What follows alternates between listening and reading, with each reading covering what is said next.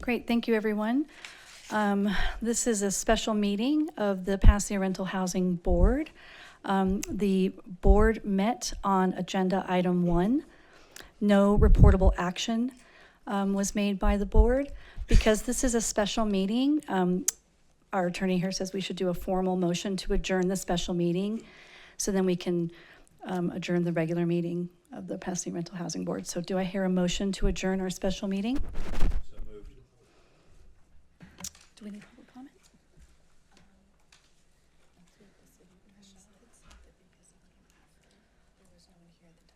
Oh, okay. Okay. Sorry. Member Bell's question about public comment. When we began our special meeting at 5:30 p.m., there was no one in the chamber to provide public comment before our special meeting. So with that, can we go ahead and redo the motion to adjourn the special meeting? So moved. Second. Great. Thank you very much. Do we need a roll call vote? Unless there's no objections, that passes. All right. So then we'll go ahead and start our regular meeting, albeit a little bit late. Thank you to the public for your patience. This is the Pasadena Rental Housing Board meeting for August 20th, 2026. We'll go ahead and do roll call. Board Member Bell, Here. Board Member Coer, Here. Board Member Dunlop, Here. Board Member Farmer, Here. Board Member Goyne, Here. Board Member Jackish, Here. Board Member Mazerobian, Present. Board Member Naheda, Here. Board Member Wernberg, Here. Chair Henry, Present. Vice Chair Rodriguez, Present. Alternate Board Member Dreyer, Here. Alternate Board Member DeAnda, Here. Thank you very much. The first thing I'd like to do is announce a reorder of our agenda this evening. We are joined by 3DI to present on the rental registry. So as a courtesy to them, we're going to move some things around the agenda. So after public comment on matters not on the agenda, we'll go ahead and approve the minutes, but then we'll take item 4, the 3DI presentation on the rental registry, as like item 2. So we'll take that after the approval of minutes. I also wanted to give a moment to our interpreter. My apologies, I should have done that when we first got started. Our interpreter is going to provide Spanish language instructions for our Spanish language community members. Español, en su computadora, en la parte de abajo, en el lado derecho, encontrará un mundo. Seleccione Español. Si está en un tablet o celular, en la parte de abajo hay 3 puntos. Haga clic y seleccione Interpretación y elige Español. Gracias. Thank you. Another item I'd like to do before we get into the meeting, we have this evening a new board member. We've got our alternate tenant member, Claudia DeAnda. Welcome and thank you for joining the board. Would you like to take a minute to just give a brief introduction of yourself and tell the community a little bit about who you are? Sure. Good afternoon, everybody. My name is Claudia DeAnda. Today is my first day here on the board. Very excited to finally be here. I look forward to contributing to the board and hopefully emphasizing the support it provides to community and tenants as well as landlords. Great, thank you, Claudia, and welcome. We're really excited to have you on the board. All right, so with that, we'll go ahead and begin with public comment on matters not on the agenda. Speakers have 3 minutes. At 2 minutes, 30 seconds, our colleague Desiree will ring a bell indicating that you have 30 seconds left in your comment. We have 2 public comments. The first one is Dennis Gibbia. Good evening. I've got a shotgun approach, so I'm going to go fast. And some of these may be weaved in and out of items not on the agenda, so if I'm incorrect, just tell me so. I would like to propose a question to 3DI, and that, because I don't think we're going to be able to do that then. We are taking public comment on that item, and I kind of foreshadowed people might want to put questions to the group. So if you'd like to save that, yeah, for the agenda item, thank you. So my next question was the July quarterly report given to the city council, and if so, where is it posted?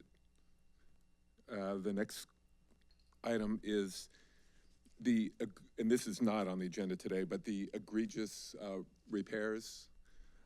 2 weeks ago, I made a comment, and Member Bell responded, and I appreciate that very much, but I want to respond to that because I disagree respectfully. So if you look at the statement of purpose in the packet today on number 15, it states responsibilities of landlords and tenants. And I made the comment that if, for example, there was a toy in the toilet and the water came down and caused damage downstairs, that the landlord should not be responsible for that. Anything else, if it's landlord caused, of course they should be responsible for that. Member Bell said, well, there is a provision for a nuisance, and you could evict that tenant. Number one, I don't think we want to evict tenants. I think we want to work together. So that should be addressed in this report. And number two, that's not a nuisance. A nuisance is an ongoing thing. So one incident where the toy was put in the toilet, which caused severe damage, that's not a nuisance. You can't evict based on a nuisance. It's loud music 5 nights in a row. That's a nuisance. The last thing, I think that's it for now. Thank you. Okay, next is Dr. Gary Hampton Mont Hotel. I'd like to say real quick, as far as the special meeting, I was here on time to make comments. You didn't come out. You did not make a public announcement. You can ask the security guards outside. Maybe you peeked through the door and saw nobody sitting here. I don't know, but I was here on time. And real quick, I want to make some comments I would have made about the special meeting, and that would have been that I'd like to know what is the source of whatever threats is being made, the nature of the source, and is that domestic or is it foreign source? And also, a problem that we're having with people making threats has to do with the fact that a lot of people on this board want to defund the police. I'm against defunding police.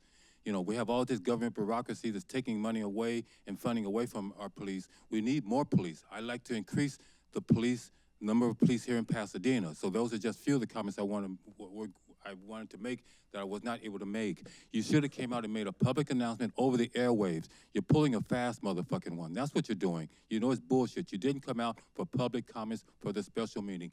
Everybody knows that. You can breathe hard if you want to, but it's true.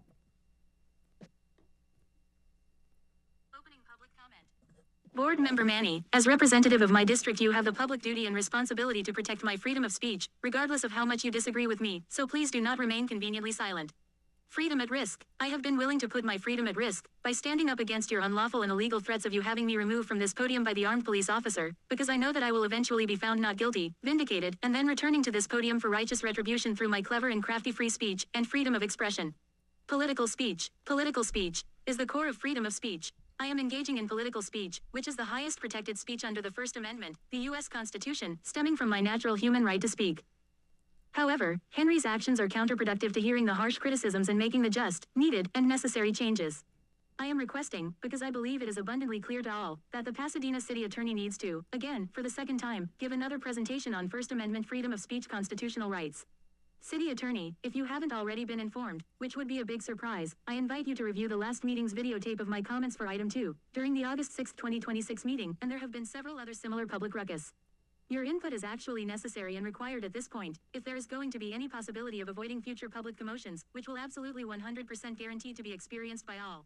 The board members are stupidly again considering violating my First Amendment constitutional freedom of speech rights, through the possible adoption of some sort of unlawful rules and regulations.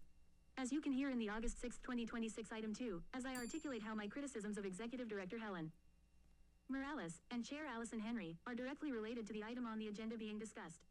I am talking about ongoing and improper limitations on my First Amendment freedom of speech constitutional rights, which I have made public record of at the podium, to defend and support my natural-born rights, by the fourth and power of the United States Constitution, in our constitutional republic, inspired by Judeo-Christian principles and Board Chair, Allison Henry just does not like my critically true and accurate, admittedly very, very harsh and impactful, but done within my First Amendment right to freedom of speech, which I will continue. Thank you. That concludes your time. That concludes public comments. Thank you. And just keeping it brief regarding the quarterly report, it is later, as we've mentioned to the board before, it is later than ideally, because the first quarterly report was like at the beginning of the year. There will be one forthcoming. It's, I believe, agendized for September 3rd. So it has not gone to the council, so you won't find it anywhere posted. The last one that went to the council was January 26th, I believe. All right, thank you. So with that, we'll go ahead and go to item number 1, the approval of minutes. These are minutes for June 4th, 2026 and June 18th, 2026. Member Goin. I've noticed a couple of small errors in the June 4th. In a couple places, Simon Gibbons' first name is misspelled, and we also refer to him as her. And then we've been inconsistent with Dr. Hudson Mathotep's name. Sometimes it's just Hudson, and sometimes it's his full name. So just for the sake of consistency, I think we should, go with the full name. That is our practice. Any additional points, Member Goin? Thank you for that. Any additional questions or observations from board members before we go to public comment? All right, we'll go ahead and take public comment on item 1. These are the minutes from June 4th, 2026 and June 18th, 2026. We have one from Dr. Gary Hampton Mathotep. Item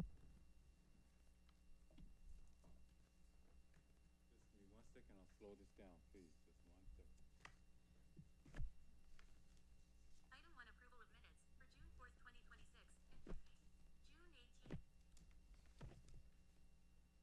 June 18th, 2026.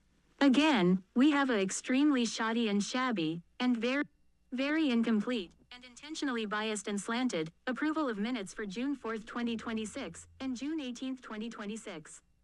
My following comments was said during the June 4th, 2026, and June 18th, 2026 meetings, but are not in the official minutes. There has not been an executive director's report by Helen Morales for several months. However, Helen is steadfastly promoting and pushing for more unnecessary rules and regulations that have a catastrophic negative effect on residential property values, which are plummeting because of the improper implementation of Measure H, due to the 1,000 or so pages of unnecessary and harmful rules and regulations, which promotes totally unnecessary friction and heated hostilities between landlords and tenants.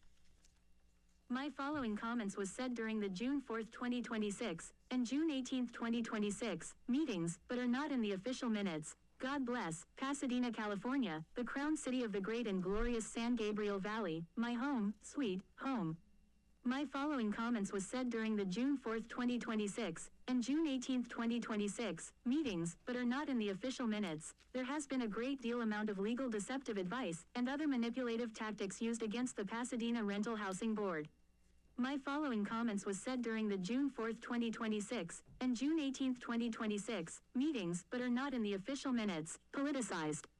Former Chair, Ryan Bell, and current Chair Allison Henry, and Executive Director Helen Morales, have greatly politicized the proper implementation of Measure H. My following comments was said during the June 4th, 2026, and June 18th, 2026 meetings, but are not in the official minutes. Supported by my First Amendment right to freedom of speech, the following is my response to Ryan Bell and other board members' meeting interruption outburst during my item 6 public comments at the very end of the June 4th, 2026 meeting. Ryan Bell, shut the fuck up. Ryan Bell, if you don't start no shit, there won't be no shit. My following comments was said during the June 4th, 2026, and June 18th, 2026 meetings, but are not in the official minutes. Make it mandatory that the approval of minutes for each meeting be on the very next meeting agenda. My following comments was said during the June 4th, 2026, and June 18th, 2026 meetings, but are not in the official minutes. A new board member, who obviously wants to try to infringe upon my First Amendment right to freedom of speech, asked if the public can be restricted from making public comments regarding the approval of minutes. My following comments was said during the June 4th, 2026, and June 18th, 2026, meetings, but are not in the official minutes. That board member is a hostile opponent of the First Amendment. Thank you. right That to concludes your freedom of time. speech. That concludes public comments on item 1. Great. Thank you. Okay, and I just heard from the director, those changes will be made to the consistency of the names of our public commenters, aligning that with their the correct pronouns. So thank you for those, Eagle Eyes. Any last comments or questions from board members before we motion to approve the minutes? Yes, Member Wernberg. Oh, and then Member Nahara. That meeting, I was present at the beginning but had to leave. Should I recuse myself or approve or abstain? Okay. Yeah, Member Nahara. Yes, for the June 18th meeting, I was here late, but going over the timeline, because I know at the end, you guys needed me to pass the minutes. So should it be towards the end of the meeting after I arrive, or why is it in the front?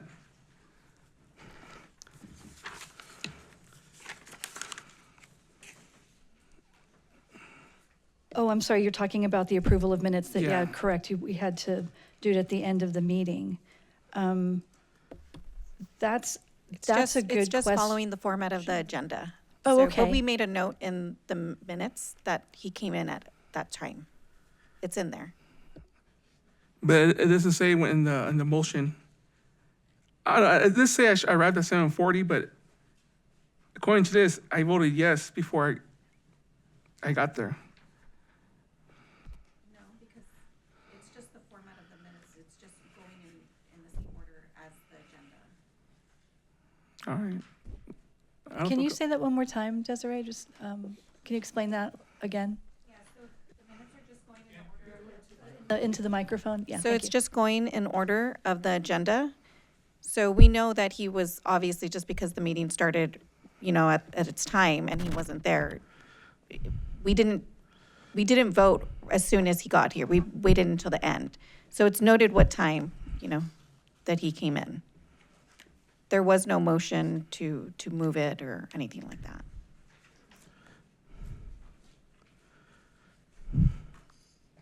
Yeah, and I'm looking at that, Member Nahara. It does, even though it's at the beginning of the minutes, consistent with the agenda order. Because my confusion is the first minutes has me as absent. Then the next minutes, I vote yes.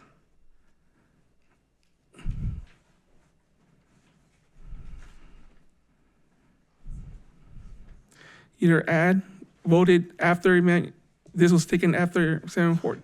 Okay, I mean, yeah, how would you like us to modify that? I mean, the first one's fine because it passes without, I was absent. But if you could add, was voted on after the arrival of board member Nahara at 7:40. From the records, I see that the motion has you as absent. Go to the next one. I'm at A. Right below it. Yeah, motion does not pass, right? We're looking at the, mid of the second page, right? Member Nahara? Okay. And the next two motions, I'm a yes. Yeah, Didn't we you come needed late to- and vote? Yeah, We took it at the end of the meeting though. But my confusion is that I'm absent for the first set of minutes. Then I'm present. And it should at least say why I was absent or I showed up what time. yeah, I mean, I guess I'm satisfied with the paragraph. Chair Henry announced that they will move the item to the end of the agenda until board member Nahara arrives. Okay. But if that's not satisfactory, Member Nahara, and you want to add something a little to provide more clarity, we're all Or just ears. add right there, board member at that point too, that I arrived at 7:40 and this was taken up at that time. Can we go ahead and do that?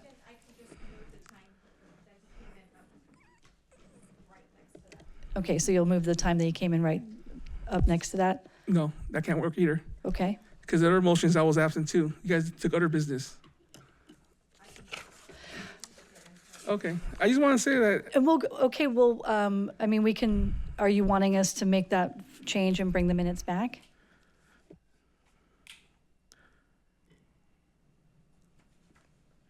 yeah. That's what, I mean, it could pass without that. I won't vote for it if it's not there.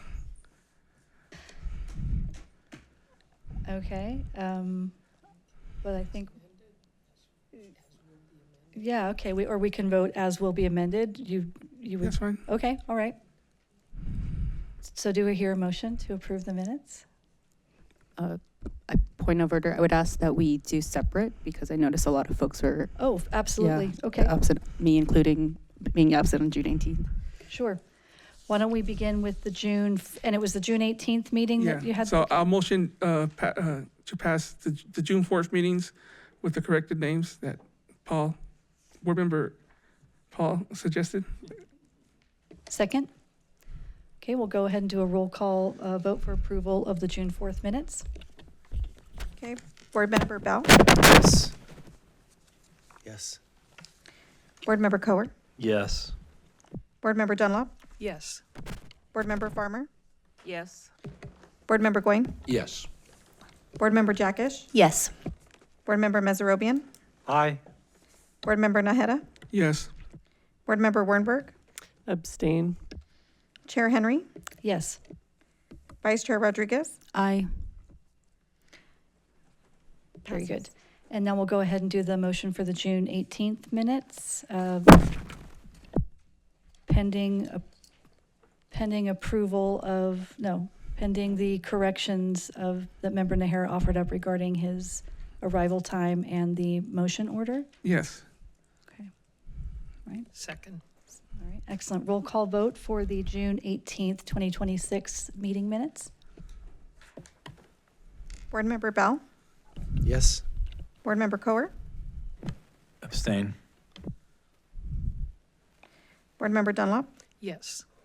Board Member Farmer, Yes. Board Member Goin, Yes. Board Member Jackish, Yes. Board Member Meserobian, Aye. Board Member Naheda, Yes. Board Member Wernberg, Yes. Chair Henry, Yes. Vice Chair Rodriguez. Abstain. Passes.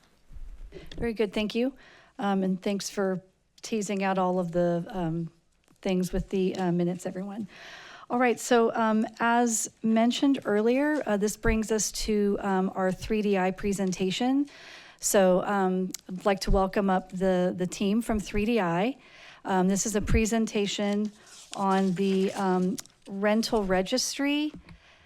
What I think I would like to have you folks do, if it's okay, I'd like you to give a brief introduction of yourselves. And I'm trying to balance when to take public comment because I know that there are going to be questions from community members that you might want to factor in, as well as questions from board members, possible questions from board members. Maybe not everyone will have a question. So why don't we go ahead and if I can ask you to do a brief introduction of yourselves, a walkthrough, and before we take forward, we'll then hit pause and public comment. So if we can have an introduction and a walkthrough of the rental registry platform, and you're very much welcome. Well, thank you for the opportunity to present here. My name is Rajiv Desai. I'm the CEO of 3DI. My company was founded 25 plus years ago with Housing Department of Los Angeles customer. They're still our customer. We started with the rent registry and inspection programs there. And since then, we've grown a lot. Specifically, what we have implemented here for you is the rent registry for the city of Pasadena.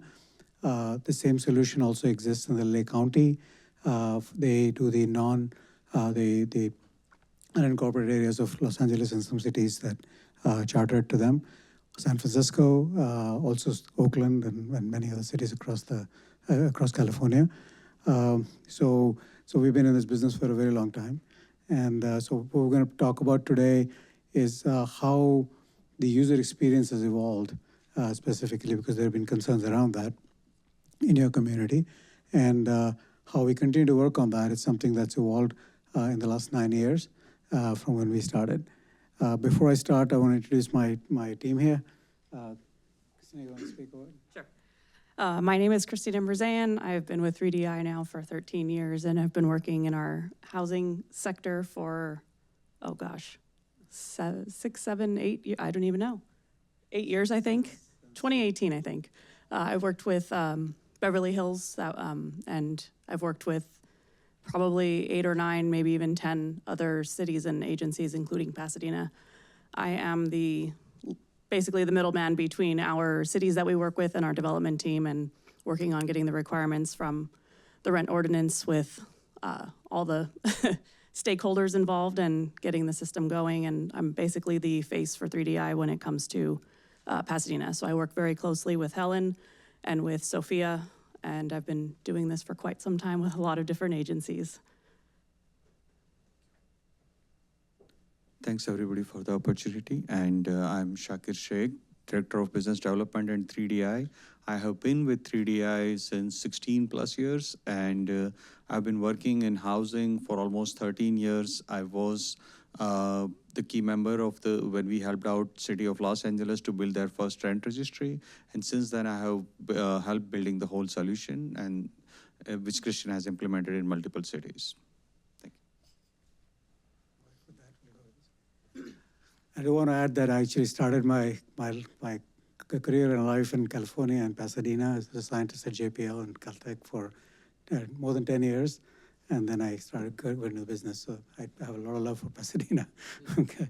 Let me just quickly give you a little background. What we're going to do is show you how the user experience has evolved. We're not going to get into how the technology works and all that. That's another day. But today we just want to talk about. So back in 2017, we built our first version of Engage 1.0, we call it. And it was built on a different platform. It was the first time we had built outside of Los Angeles. The scale of Los Angeles was very, very large. So most cities couldn't, would be very different, particularly. So we started with Beverly Hills, and a very different city from Los Angeles, and their rent registry. And then we learned a lot of things, and we also scaled it because we now started seeing bigger customers. By 2020, we had a new platform we call 2.0, and that's been our stable platform since then. And it's evolved a lot since then. We've added many customers since. And we changed the user experience again based on the inputs that we got. All along, one of the things that we have always noticed is that how do we get more registrations done? That's always the goal, and make it easier. And of course, how do you achieve that is sometimes the user experience is based on what things look like on the screen. Sometimes it's, just ability to do certain things on the computer. And of course, as the technologies change, that also changes all the time. So last year early, we introduced our help desk because of many city departments said, we are getting fairly high number of calls because of, and that takes away from our advocates, our people who help our registrants. So what can you do about it? And he said, no, this is our software, so we should be able to help people how to use it. So we actually put in a help desk, which is a bilingual help desk, and it is operated. So a number of cities in the county, they use the help desk. And what happens is that if they're primarily having difficulty in registering, they use the help desk to do that. Then in 25, we also introduced the stepper, which is a new way of registering, which is something that we are planning to implement here. We're going to show you that today. It's significantly improved from where you are. And of course, earlier this year, we introduced which we're just going to come a little later in the year, is what we call 3DI Engage Assist. And that's an AI-based solution which is conversational. So you can actually just talk to it on the phone and register, and you can just go on the website and actually go through, much like you would with a ChatGPT. You would just describe the problem, and it does all the form filling for you, right? So it's even a step ahead of that. And but having said that, one thing I want to bring your attention to is that none of our customers, including yourself, have less than 90% registrations. You are at 91.3%, which is actually among the lower ones, but not because of any reason. You have large numbers. The larger ones typically have been doing it for longer. First few years, and that number of 90% average is low because of the fact that many of them are in their first or second year. Usually the first year is difficult, and that's because people are learning what is it, so they rely more upon, so they're typically on the 80% range, or sometimes there's not an ordinance that requires people to register. One of our customers, Mountain View, decided to kind of make it voluntary. Nobody voluntarily registers, So and they were at a very low number, and then the following year they made it required. They're at 96%. So I think that in general, it's in everybody's interest that more people register. There are only really two reasons why people don't register. One is they don't want to register, or they want to register but they don't know how to, or they need some help doing it. And we've done our best to make sure that the second one easily can register by doing help desk, by providing this new technology that's coming down the pike with AI, and also by actually making the UI better. So what I'm going to request my colleague Shakir to do is to really show you how the new version is going to look like. And because some of you are familiar with the old version, you can see how much easier it is now and how much less time it takes. So, Shakir. Thanks, Rajiv.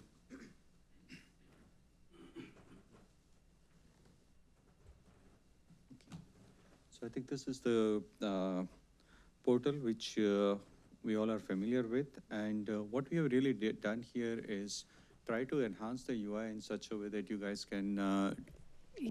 okay, I'm sorry. To speak into the microphone, yeah, thank you. Okay, I'm just adjusting myself. Okay. So what we did is we enhanced a stepwise process for owners to make it easier for them to register their property. And again, I think the outreach letter, which we keep sending them with their parcel number and PIN, is all they need to have. Once they have it and they go ahead and log in, right, they basically start with their kind of a dashboard where essentially, if I'm the first time login user, this is what we get to see, which clearly says that, this is like a very prominent add property button. As also we added full instruction, which kind of handholds them like what to expect, what to do next. Like as here written here, that enter the property number, enter the PIN. So let me grab my property number and the PIN, which I have it here, right? So that's the property I'm going to add here. So, and where to look for that property, again, we try to give them like a visual cue that this is where you will go ahead and get your property number. I'm gonna, for this registration, I'm gonna act as like I'm the property manager, John Smith, and this is my property number, and I'm also going to get my PIN number here. What it also does is, we may make a mistake while entering address. There is a typo, street, ST, abbreviations could be used. So to avoid that, we are, providing this ease of use feature. And then as soon as you do verify, we go ahead and get the property address for you. So it becomes much easier that, hey, this is the place, and then there is a less mistakes. Then let's move on next. And as and when we keep moving forward, again, it tells you clearly that add property was the first step, which is done. Second is let's go ahead and add more property information, which is here, your address is already there. I am added as a property manager because I'm adding it. The owner information is coming from county assessors data, which you can go ahead and look at it. And it's kind of asking you that who is going to be the billing contact or the property primary owner contact. And much easier, every contact who are added here are available. And you can switch, like for this example, let's say the property manager is the one who is responsible for the payment, then we can go ahead and switch it. And then switching is as simple as this. Okay, and let's move ahead and continue. So now we completed 2 steps. We are on the 3rd step, which is essentially the unit information. We did the property. Now we are going to go ahead and add the unit. It's already telling me that there is, total unit 1 should be there. I'm going to go ahead and add a unit, which is Again, if I have a specific unit number, I can go ahead and put it here, like here we have in 17. So I'm going to put it there, and it's going to ask me what kind of property it is. Let's say it's a single family residence. And is the temporary tenancy? No. And the occupant is tenant here. As soon as I do that, it's going to ask me specific questions for the tenant.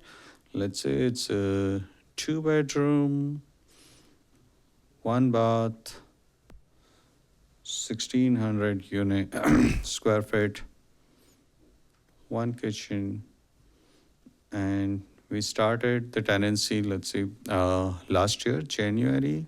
The initial rent was $1,550. Number of occupants going to be 3. The current rent is 16, and the rent was increased earlier this year, right? And the amount of rent increase is 10. And the security deposit which we provided was, let's say, $1,550. Okay, and again, it's asking whether, there are, what all services are included. So laundry is included, storage is included. There is 1 parking available as well. So these are the basic details. And this is all based on what our ordinance says that, hey, these are the data we need to capture. We do that, go ahead and submit.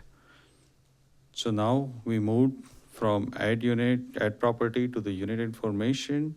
So 1 unit is added. It also turned green here, right? And at this point, I'm gonna go ahead and move to the next step. So we did completed step 1, 2, 3. Just let's take a pit stop, look at everything, whether it's all correct, looks like, and then there is a declaration mandatory, which we go ahead and do that. It also tells you, like right here, there are, if you have to apply for an, I'm just going to go back because I forgot to mention the exemptions. So here, when we were here, right, if you want to apply for any unit exemptions, it does allow you to apply for the exemptions as well. There's a pretty, the instructions written over there, as well as the action button is here. You click on that, apply for unit exemption. There are various reasons why a unit could be exempted from the rent registry. All of them are listed here. Whichever is applicable for the tenant, they can pick one and fill out the details. For this demonstration, I'm not applying for the exemption, but that is how simple it is to apply for an exemption as well, right? And lastly, let's review whether all the information is correct. 1 unit, these are the contact. We are not applied for any exemptions, and I'm saying this is all the correct information as to the best of my knowledge, right? I'm gonna just type it, my name again. And just say I'm gonna property manager. And I'm going to go ahead, save and continue. So at this point, it clearly tells you that, hey, the submission is done. And the next step is I just have to go ahead and make the payment, right? Which is also very clearly given here that, okay, you are currently in payment pending.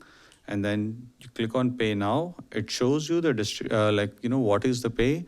And if at all there is a late fee, that's also auto-calculated. So we try to make it much easier, and it's pretty much like the way we deal with all every day, how you do the Amazon shopping cart and stuff like that. It's pretty much simple as that. Go ahead, proceed to checkout, and proceed to pay.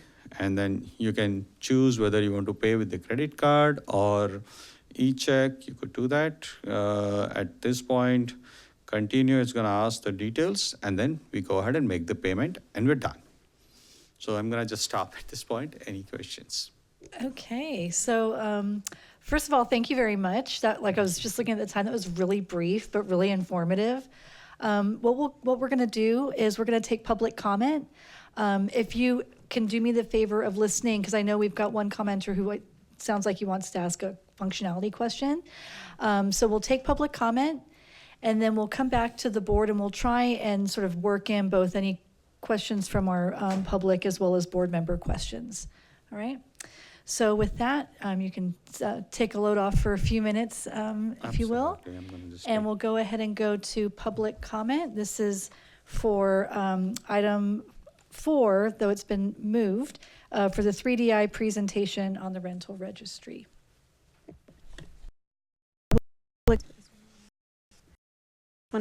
Debbie? I think I marked item 2, so sorry. That was a great presentation. I don't even know how to turn on my computer. But I was able to register, so you guys did a great job. Here's my question.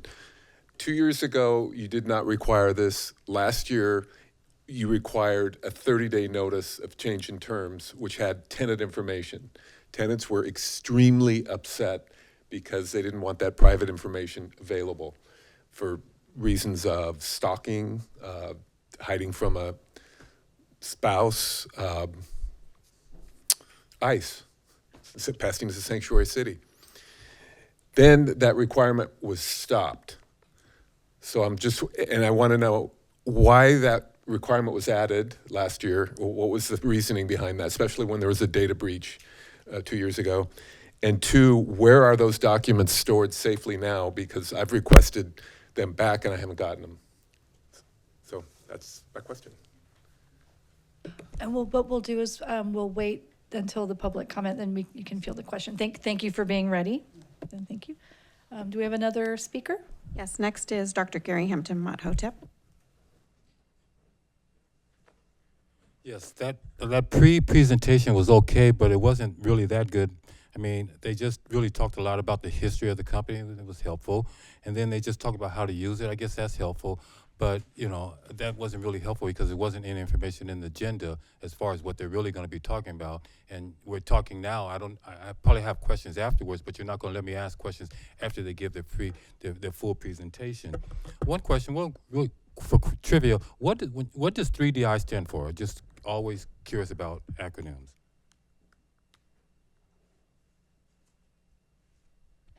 Item 4, we are paying close to $300 for each rental unit for rental registration, so we should get at least some basic outline information about this presentation. There is no information in the agenda for this rental registry presentation. There is no way for the public to give adequate input without there being any information in the agenda as to what will be covered in the presentation. How much is this presentation costing the citizens of Pasadena? What is the cost of the rental registry contract? Can the Pasadena department develop a better rental registry? That's IT department. How much are we paying for rental registration fee? We are paying close to $300 for each rental unit for rental registration, so we should get at least some basic outline information about this presentation. There is no information in the agenda for this rental registry presentation. There is no way for the public to give adequate input without there being any information in the agenda as to what will be covered in the presentation. How much is this presentation costing the citizens of Pasadena? What is the cost of the rental registry contract? Can the Pasadena department develop a better rental registry, and at a lower cost? The board members have a short attention span. Please remind them again how much we are paying for rental registration fee. We are paying close to $300 for each rental unit for rental registration, so we should get at least some basic outline information about this presentation. There is no information in the agenda for this rental registry presentation. There is no way for the public to give adequate input without there being any information in the agenda as to what will be covered in the presentation. How much is this presentation costing the citizens of Pasadena? What is the cost of the rental registry contract? Can the Pasadena department develop a better rental registry, and at a lower cost? Yes. Maybe our IT department can do a better job making a rental registry. We have that. They could do that. I'm sure Philip can take care of that. I mean, he has a lot of hats. Maybe he can get back to doing something like that. How much is this costing us? 3DI has been catastrophe. I'm sorry to say that. Thank you. That concludes your time. That concludes public comments. Thank you. So we'll go ahead and welcome the 3DI team back to the podium. So Yeah, if you can, I marked down the questions, but it sounds like you heard the questions and you're eager to answer. So I'll start with the first one, which the gentleman here asked about why there was tenant information being collected and then not collected. But that's the part of the ordinance that was given to us, and I think we just reflected what was given to us. This is not our decision, both ways, to decide to add and to decide to take out. That's not unusual with almost every city, or, so that's very common. Yeah, so we had no really decision making in that part. We just followed what you asked us to do. So I think that's. Thank you. And I don't really know what the question. None of these questions I can answer, except why it's called 3DI. Yeah. It's not 2 or 4. I think it's just years ago it was 4 of us in a room and we want to call 4 dudes incorporated. One of them dropped out. It became 3DI. That's all. Thank you. Sorry, sir. I'm sorry to interrupt, but one of Dennis's questions was, what happened to the data that was collected? The data is, so you have historical data in the system for reporting purposes, but the data still resides in the system if it's from there, from that year. But new system doesn't actually collect it at all. So there's no record of that anymore in the new version. And since that data set was taken out, we no longer collect it, so we don't have anything new. And for the past, for reporting purposes, what is our report? It wasn't even collected. Can you come to the microphone? Yeah, thank you. Sure. The data was, it's so-called collected, but it was on PDFs, like it was an uploaded document. It wasn't like a form field that we were collecting and storing in the database. The document that it lives on is in the database, but there's not like a form field that you can report on tenant name and find a list of tenant names.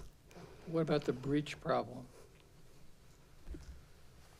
So I think that this has been, so about 2.5 years ago, it was reported that Berkeley had a breach, and Berkeley was one of our customers. Is our customer? So I actually need to bring that up to show you what. So first of all, you are not on the same system. I'm going to go through that particular, I have a few points about that. So data breach was not a breach. It was actually a student that was hacking, got in the back because he was also a tenant, and was able to for a page that only was built by Berkeley for Berkeley. There's no other customer who has it. It's an ordinance where they said they wanted to reveal the registration to the public. So that was something that they passed, and they withdrew that. So it was an isolated event that issued only a Berkeley-specific information page. Absolutely no other customer, including Pasadena, has that page. So page was disabled within minutes. Was some data there that there could be access. There's actually the same student tried to actually bulk download, which actually started a secondary safeguard, which blocked him out. Later on, when we did audit, not a single line of, not even the information he was looking for ever got through, because we have a full audit after that. That's why we included. You can also ask them. We have no data loss or bulk download possible in the system. You're also on a completely different version of the system. It's a 2.0. They are on the very first version of the system. And we had a lot of investigations, and then we have absolutely no customers that were affected since then or before that. And all of our customers now are on 2.0. We since then have added some external external reviews of our system, just so that we are not the only ones saying that. And I'll show you in a second where that's at. And associative type 2 is a type of compliant that is required to maintain a level of So we are constantly strengthening our security, but that whole breach incident was misreported. If you don't believe it, ask Berkeley, they never lost any data. We also informed your IT and your department immediately that there has been a breach somewhere else. Very proactively, we spoke with your IT department and showed them, and they were quite satisfied with the result that nothing has ever happened here. Since then, we have much larger clients, even greater concern about that. So I want you to know that we have done more than 1 million registrations over the years. There's about 20+ million records created on our platform. 9 years, we had 0 compromises, including that incident. We didn't lose even a single line of data. Yes, he did manage to figure out how to get there, but he never got anything. He was a student, and part of it was just how newspapers work. If you look at the right side, it shows our security rating. The best you can get is 820, ours is 780. You can see the level of risk. There's nobody who makes 820, even if you wanted to. It's kind of like having a credit rating of 900. There's no, everybody is happy if you're, So, and of course, we are, we live with TX Ramp, and these are kind of various certifications that AWS provides.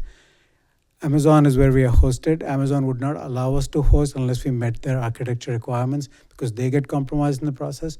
So we go through this very seriously. This is what we live on every day. So, and just to give you an idea about how customers that use this, we have the Los Angeles Fire Department, Los Angeles City Housing, the entire state of Ohio. There's 1,177 fire departments that use that, all of the state there. So we have millions of records. This is something we do every single day. And I want to assure you that none of your data was ever compromised or in a position to be compromised. Thank you for that, and thank you for the presentation. So I'm looking at the queue, and I'm not seeing any board members. This is now your time if you've got burning questions. So I see several of you do have those burning questions. So we'll go ahead and start with Vice Chair Rodriguez. Awesome. Thank you so much for that presentation. Very informative. And I'm part of the registration ad hoc committee, and I was given the tester account to register, and it seems like there's like a really big improvement. You were able to register within like 5 minutes. That's really awesome. I have questions. My first question is regarding payment. And somebody submits a payment, what happens after that? So payments are not actually processed within our system. They go to a payment gateway. So payment gateways are managed by banks and companies that actually manage those. So we don't store credit cards. We actually never see the credit card. So you sort of temporarily move to another place where you pay. This is very common whether you pay. So like when you pay with Apple Pay, when you pay with PayPal, you're not really paying there. It's actually in their system that you're paying. And so that way we never see it, and the payment goes to them. From there it goes to your bank. So technically we never really know. Only thing we know is whether it's successfully paid or not, and the amount that was paid, and there's a transaction ID that's sent out to us for audit purposes. Perfect. Does the person who paid also get that transaction ID or some sort of confirmation? There's a confirmation that's given to them. Wonderful. That's something that I requested during this, so I love to hear that. I wanted to ask something when you were registering, because I also, when I was doing this process of the tester, there were some things that would pop up when, you make an error, just wouldn't let you go through, which I think is great. And I wanted to ask when you, if you can go back to, are you able to go back to the registration thing? Yeah, I wanted to ask when you are registering a new property, I saw that you did a very low rent increase. I wanted to ask if you could put like $500 rent increase, and I wanted to see if it was going to give us an error. Well, it was a single-family home. I noticed that too. The property registered was a single-family home, not subject to the rent caps, because the $50 rent increase was more than our rent cap. Yeah. But if that was an apartment, would you have got that? Yeah, I guess that's my question. Yeah. Yeah, so Thank you. the initial add unit process, because we are establishing the inventory of units, we don't have a check that's put there, because you can have a circumstance where somebody's reporting a tenant that's been living there since Long time 1998. ago, yeah. So the initial rent, could have been True. $800 there, and You the have to latest rent increase calculate. was a year ago, and so even if it was a $500 rent increase, we don't have the previous value to compare that to on the initial ad unit. Okay. But from moving forward from there, we have a report rent increase case type that they can submit during their annual registration and throughout the year whenever rent increases occur. Okay. Where they can report the change of rent the next time that they've done it, and at that time the system will flag whether or not the rent increase appears to be unlawful based on the rules of the ordinance. Okay. And those rent increases go to the staff for Yes. review. Okay, perfect. We don't have to do all that I asked. And yeah, I do know that staff reviews and they kind of check that information. I wanted to ask about the assistance. What languages are available? So today we support English and Spanish. Okay. Yeah. Okay. Okay, that's fine. And then I heard you in the beginning, and I know that this is not connected to us, but I was curious. You sparked my curiosity about, you mentioned an inspection program as well that you folks do. Can you tell me more about that? Yeah, so we have a program called Safe Housing. It comes out of Habitability inspections. So Los Angeles started the SCEP program back in 2000, actually in late 90s. We were the ones who put in the SCEP program there, and it became standard for most of the country. So SCEP is a systematic code enforcement program, which has inspection. So we have an extensive inspection element that can be added to. So if you have a systematic inspection, that can be added to the same system. It also is complaint-driven inspection, so you need both. You typically have inspections that are either complaint-driven or they're referral-driven. Maybe another department comes across something and that you could call it complaint, but often it's not a complaint, it's just something, an observation. And the third is where you have a systematic process. So we support all those three types of inspection. We also support what's known as self-inspections. So there are jurisdictions in the, like Sacramento, which do self-assessments. So they basically say, you self-certify your units, but the violation fees are very high if it's perjury basically. So, but the benefit of that is that when you have a very large number of units, it's easier to be compliant that way than it is otherwise because there's a cost. So it's kind of like how all of us drive with our driver license, and it's a self-responsibility. So we support all four forms of inspections. Yeah. Okay, wonderful. Thank you for that information. That's it for me. Thank you. Member Goyne? Thank you again for this presentation. I've enjoyed it.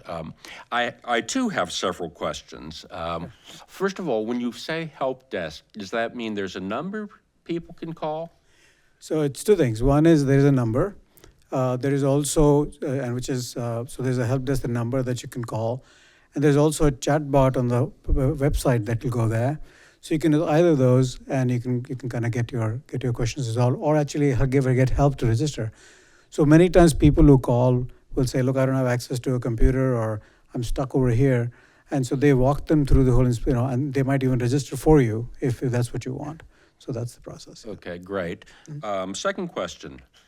Let's say you're a landlord and you register, let's assume that it's a multi-unit apartment building. Yes. And click submit, pay and all that, and the next day you realize you made a mistake. How would they go about fixing that? So that would be having some initial contact with the rent program itself. They can go in there and cancel that payment and transaction, send the property status backwards, and go ahead and allow you to basically update the registration and submit again.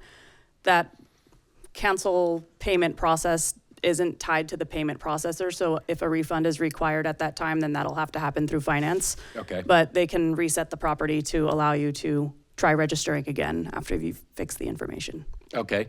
And then lastly, I've had some feedback from landlords that the system doesn't allow them to explain things. Like, I mean, there's that drop-down menu for exemptions, but is there a text field? I mean, I know you didn't click on that, but if you need to explain why you think this unit should be exempted, is there a space beyond just the drop-down menu to say that? Absolutely. If that's a need that's coming up, that's definitely something that we can add. If it's not already there, we can have an optional comments box added to all case types and just have it there so staff could take a look at it if required. Some of the exemption types do ask only for a comment to describe why you think you're exempt. Others will require some form of documentation to formalize the exemption claim. Great, thank you. Mm-hmm. And just to add to that, the instructions which is visible there, that's also to help out, to understand what all possible reasons are there for the exemption. Like the one on the side, that's very contextual. When you move from one page to another, that information will keep changing depending on what you're trying to do. If I just can add that the exemptions are pursuant to the ordinance and what is allowable. So there really isn't other, I think, because there's no other allowable. So it's straight from the code. Yeah. Anything else, Member Goyne? No. Very good. Member Wernberg? Thanks. Thank you so much for the presentation. I had a question about any changes or improvements that come from the department. What's the timeline for that? And do we get a certain number per year, or how does that work? So, one of the things that I've learned over the years is that, as you develop these applications for the cities or, my a lot of public sector customers, is that there's no way to know what you're going to need 3 months from now, 6 months from now, in terms of reports, in terms of changes that you require. Ordinances change over time. And if you have to go back to the till every time, it's a full approval process. So as a part of the implementation, as a part of subscription that you pay, we have something called Genie Hours. They call Genie Hours because there's no specification to what you ask a genie to do. So it works like this. You get a pool of hours every single month. And in this pool of hours, you can say something simple like, hey, I need a report to be changed, or I could add a feature. You could say that, can you enable this transfer of data? You could, pull up some particular piece of information. But most of the times, these changes are within those Genie hours, right? And it's better we do it because we built it. Then, so what that does is it keeps you from having to go back to always have to estimate the effort and the time and the cost. And you have that as long as you are our customer. So that has been how we've been working with you, and changes do come. And so that's the first part as to how does it work? There's Genie hours for it. About how long it takes depends on the type of request. Sometimes the reports happen very, very quickly. Sometimes they take time. So we try to distribute the hours between, and figure out how long it takes. It's just based on the effort of, but most of the times I hope we've been responsive. I think we're very quick about it. The other thing, the way this platform is built on the idea that things change. So it's built on something called a workflow engine. Even the earlier question from McGowan was that, so what I was trying to say is that it's based on a workflow engine, and workflows change. Sometimes you might say, you better want to add approval here if you want it to be reviewed by a supervisor here. If you had to go back and program that every single time, that would be a lot of time. But the way our system works is actually like a workflow. You just drag a line into another step, and it's working. So that can take 5 minutes, it can take 10 minutes. So most of the times, these changes do not take a lot of time. It's not a traditional programming where you actually go back, develop a program, come back. It's usually done together with your department. Yeah, I want to point out that we meet weekly with the 3DI team. Yes. And we're consistently making modifications and through our Genie hours. Sometimes we have to buy a little bit more Genie hours, but we get it done. So it is an ever-evolving system, and we make modifications as we see necessary, or as we see, implementation is one thing. We can dream a system, but then when we import it and implement it, we learn that we need things that are different. And so we make those modifications with 3DI. Thank you. And then I just had one question about the breach. It was my understanding that it was basically just kind of like a right-click inspect that exposed the inside. So I'm just curious how you can be certain that no data was exposed, if there's like no actual command that's given that you could track that something was taken or not. So it's interesting how we know that, because whenever you pull a data, there's an audit log that tells you what was read and not read. The other thing is that it was a student who actually did go to inspect on a browser and found out what API was being used to fetch the data to display on the page, right? So he then came to the city and said, I found this API and you can fetch this data by doing this.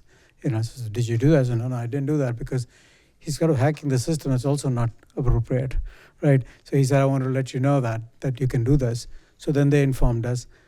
And then what we found out is that when he went home, he tried to bulk download using that API, but that got disabled because he tried to do that. So we had the log of everything he was trying to do, and we thanked him for actually telling us, but he actually first did the right thing, but then he tried to do what he shouldn't have done, so it actually disabled him because he tried. So in a sense, his mistake actually saved city from if you have to. So we know that no data was taken out because every time you read something, there is actually an audit log that tells us what was read, even if it's done by a legit user. But there was nothing taken out, and we shared that with our customer also, and they saw the same thing. Thank you. Yeah, welcome. Thank you. Member Jagish? Thank you. This presentation was so helpful. Thank you for walking us through how to actually do this. when somebody completes the registry, do they get some kind of confirmation email? And then does that confirmation email go to all the emails, like the manager and the owner, only the person who completes it? Who gets that? Right now, it's set to the person who completed the registration, the one who's claimed the property, because all the other contacts that are added to the property, if they haven't used an APN and PIN to claim it and have an account created with us, if there's a typo there, then the email is going to go to the wrong place. And the way that we do the account registration is once you enter your first name, last name, email, and password, you get sent a verification link that you have to click on to then activate your email. That way we know it's a valid email that actually can receive mail. And so that's the one that we send the emails to for confirmation, because we know that they have access to that inbox. But if, we type in Christina@gmail.com and I put 2 A's at the end, and I'm never going to get that email because it's not valid, right? So that's how we do the emails in the system. Great, thank you. Before I go to you, Member Nahara, Member Dreyer, you had your hand up? Okay, yeah, thank you. So I have a few questions I'd like to ask serially, so you can answer them one at a time rather than trying to remember what I asked you. So we've been talking about incorporating, and you mentioned this a little bit, code enforcement data from our code enforcement department. How would that work? Have you been in touch with our code enforcement people, or have you talked to Helen about brokering a meeting with our code enforcement people? Or We have not spoken with Helen about it. We do code enforcement work. We're actually currently implementing code enforcement in Riverside County, and it actually is exactly where when there is a complaint around housing issues, the housing department then takes over for the code enforcement. in other words, a tenant could look on on this page and find out how many and when code violations or complaints have been logged against a particular owner? So this is something that you have to decide if you want to enable that. City of San Francisco has that, where they have a limited information that they share about the property, and they say, is this, for example, rent stabilized or not, right? So they wanted to be able to make that available to the public before the rent, right? Other jurisdictions do not want that because it doesn't give you information about the owner or anything. It just says, is it rent stabilized or not? Okay. And so if you decide that, look, we want to also share additional information about that, we can certainly do that, but that's a decision you have to take. So I know that Helen told us, I think at the last meeting or the one before that, that there were these conversations with code enforcement. So at some point, Helen, I'd like to find out more. Oh, about code it. enforcement will be coming forward. They do have their own system. I understand they just paid $10 million for it. So I don't, they have a whole system with planning. So I don't know at this time that they would even be considering this, but we can certainly talk to them. I mean, if it's just a question of of them figuring out how to take the data from the planning department and code enforcement and I don't think that's what it is. So just because I'm familiar, I'll take this a little bit because I've worked with them on the systematic code enforcement program when I was a hearing officer with the city of Los Angeles. And the 3DI system is a SCEP system. The systematic code enforcement program is a separate system than the rent registry, for example. And then it's actually another separate system for the housing investigators, which is the rent stabilization ordinance, which is different. Those are all 3 different systems. They don't really speak to one another. They do. They do now? Okay. So the thing is, no, so I would correct that. So that was one of the gaps of, so what we have is that basically have inventory of all your the entire city. We have every single property in your city in the system from the assessors, right? We have all the data around it. And so some cities have inspection and registry. Some people have registry, inspection, and code enforcement.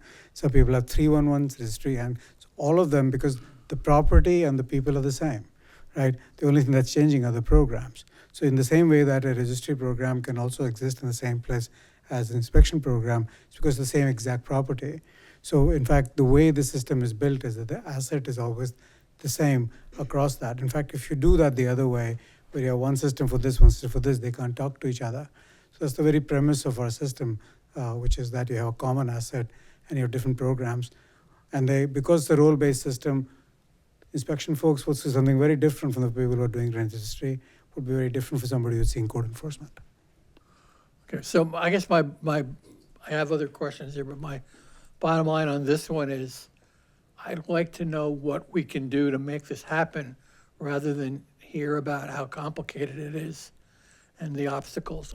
There's always obstacles. I want to know how we can help people look up their own units in their own buildings and find out what the code enforcement and inspection could tell them about their own building. And I think that's sort of basic, and we should try to figure out, lawyers are hired to tell us what we can't do, no offense, Alyssa, but executive directors are hired to tell us what we can do. And I want to know how we can do this. The 3D, I'm sorry, code enforcement will be coming and giving a presentation, so at that time you can have that discussion with them.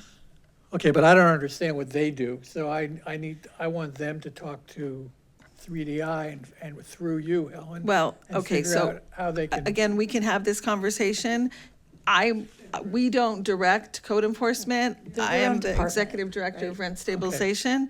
So I don't have authority over them. We can certainly collaborate and try to work something out, but at this time, we'll wait until code enforcement comes and gives their explanation. Okay, that's fine. Currently, I will tell you, people can go on and they can see everything. I think I sent it to the board, where you can see code enforcement complaints are.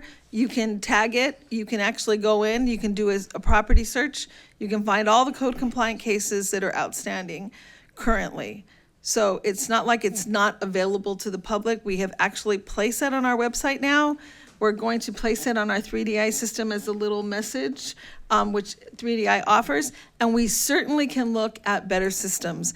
And we certainly can inform other departments on better systems that allow us to collaborate. So we can do that going forward. I'm not adverse to that at all, but right now we don't have the ability to say, we want to do this and let's do it now. Okay. Well, that might be an issue for the city manager or something, but anyway, okay, so my second point is about the help desk.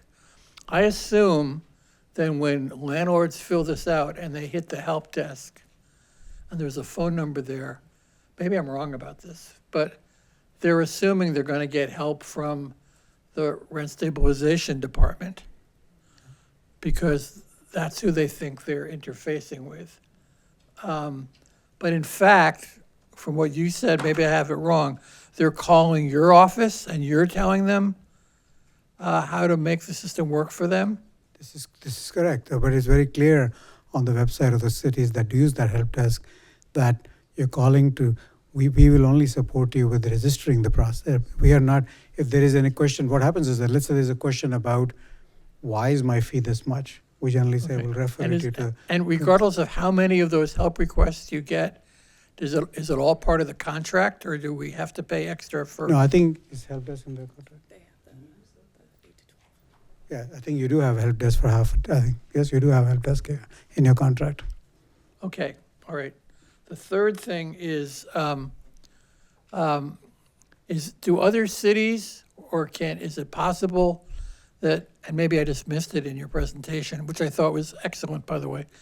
Do they have a record of all the rents going back as far as when they started? So a tenant can look on this form or a landlord can look at this form and say that in 20 and 24, the rent was $1,500 and then it went up to $1,800 and it went up to $2,000. Can a tenant or a landlord follow the rent increases over time through your system? Right. So I think two different things. Tenants generally cannot look it up.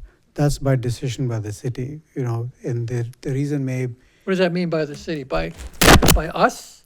It's usually a decision that's taken by the decision. We can we expose it certainly, but we usually so it's part of the ordinance most of the time. Yeah. I would have to look at your public search. You might be able to see the current rent for the unit. I don't recall if we had that field. Yes, Okay, in so the you public can. search, we can see the rents in there. Okay, yeah. There's certain information that's required by our statute, and our statute, the charter article, and that does require that we put in certain information, so that is available for tenants. There is a tenant portal, tenant can go in and get that information. I believe they can look at historical data, is right. Okay, No, thank just you. the current? They can see Current. just the current, landlords could see the current, unless they've submitted cases and reported changes over time. But the system itself, year by year, does have the reporting available for what the rents were in the past. So and that has happened in other agencies where they receive public records requests where people are seeking that information. So they just export the reports, filter for whatever unit or whatever information that they're allowed to provide and send those over. And so my final question is this. Is it possible, we haven't decided whether to do this or not, we haven't even had the discussion yet, but if we decided to do so, would it be possible to incorporate in the information you request what other properties the same landlord owns, not by the LLCs, because those are all separate, but by under pains and penalties of perjury, other properties they own in terms of the beneficiaries of whatever trust might own the LLC? If we wanted to ask that question of the people that fill out the form, do you have the capacity to do that? And if not, why not? Is this like if Pasadena is asking the owners to provide this information to you all, or you're Yes. suggesting tenants can request this No, information? Can we request owners to let us know what else they own in Pasadena, and they'll say, this LLC only owns this one building. That's not helpful. But if Joe Smith is the major beneficiary of that LLC trust, and he's also, or she's also the major beneficiary in 5 other buildings, we would know that even though they say they only own 20 units, they might actually own 800 units, but we won't be able to know that unless we have this information. Sure. So there's a few ways to kind of go about getting that information, and some of it is available in the system today. If when you're adding an owner contact, there's certain information that it asks if you're a business and what type of business, and depending on the selection, it might ask for the managed partners' names. But as far as adding a question that says, do you own additional properties? I mean, the system, as mentioned earlier, is very flexible, and if that is a need and requirement that you guys have to bring to the table, you let us know what those questions are, and we can definitely add them to the system.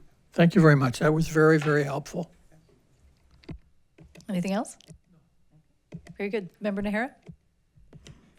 Yes, that's a very easy question for me. When you registered, you had a PIN number and an ID number and a PIN number. Where do you get that from as a property owner or property manager? At the beginning of every registration cycle, we get a list of the properties that are going to be required to register. Some properties may be exempt for reasons that don't require them to re-register. Some we find are non-rentals. Some we found may have burned down. But when we get our inventory of properties that are going to be asked to register for the new cycle, we send them a registration letter. There was a snippet of that registration letter on that add property screen that highlighted where that APN and PIN are located.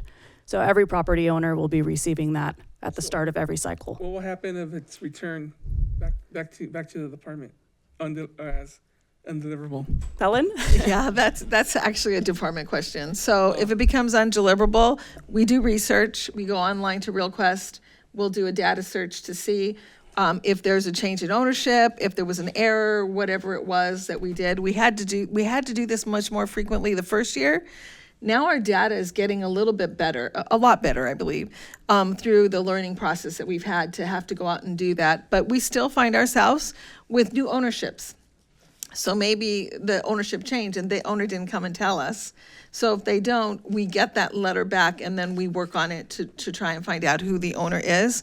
And some of our staff have access to RealQuest, so they go on to RealQuest and that will give them the new ownership, and they'll be able to resend that letter out again to the new owner. Can just for you, Helen, can a property owner or manager come to the department and get that information, or has to wait to get a letter from you guys? No, if they, Yeah, they could come, they could call us, they could request it to be emailed to them. They could come into the office and request that information, and we'll print out a registration letter that will have that information for them. All right, so make sure that there's ways to get that information out. Especially if it's a new ownership, they can come in and show us a grant deed, and then we will assign the property to them. Okay. Well, thank you for your presentation. It was very helpful, and it looked pretty easy for me too, so appreciate your time. Thank you. Thank you. Member Wernberg? I just wanted to say thank you again. I'm the chair of the ad hoc committee for the rental registry, so I saw the presentation previously, but thank you again for your patience waiting for us tonight and traveling down here and for the presentation. Thank you. We have another question from Member Danda. Is that correct? Yeah? Yes, hi. Thank you for the presentation. It was very informative. I do have a question regarding translation services. Seeing as this is a sanctuary city, is there a plan in place to implement translation services from, say, a larger search engine? You can maybe insert an HTML code into the website and allow that for landlords who speak different languages? So the website currently is, translates to Spanish and Vietnamese. You can see on the portal there, it's showing just by picking it. I think it uses Google Translate to do that. So website does work in multiple languages. We can enable other languages if that's a larger population that you have, by using Google. Translating each page can be very expensive, and it changes a lot. But we can certainly create a but most people who are using other languages are doing the Google Translate off of the website. You can see there's a drop down. You can pick your base language, and then the portal continues in that language.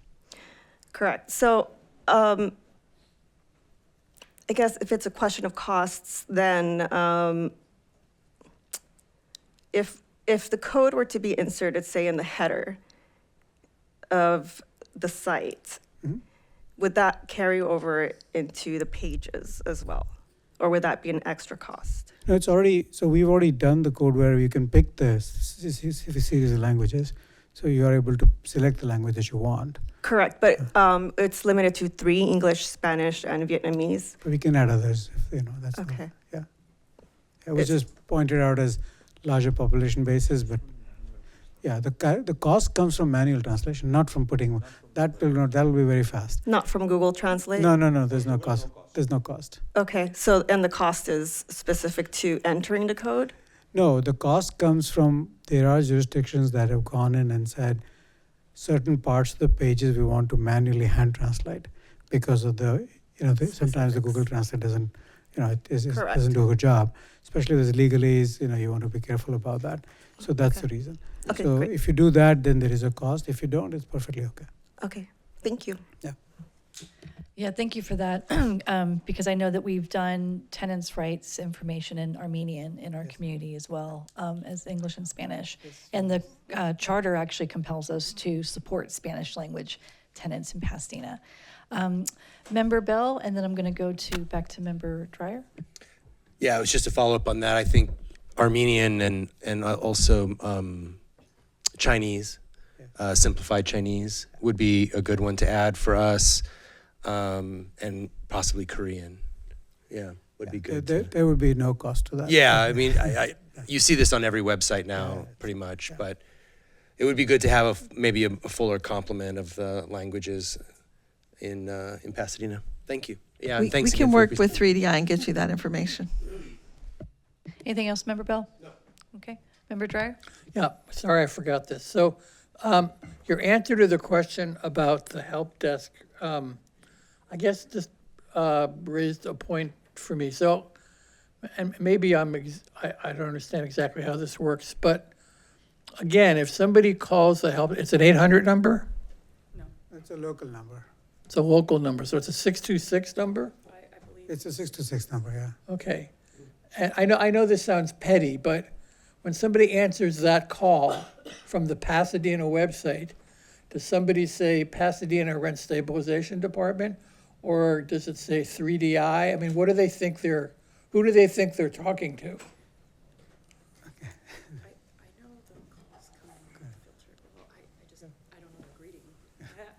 I don't know the exact greeting, but we know where it's coming from.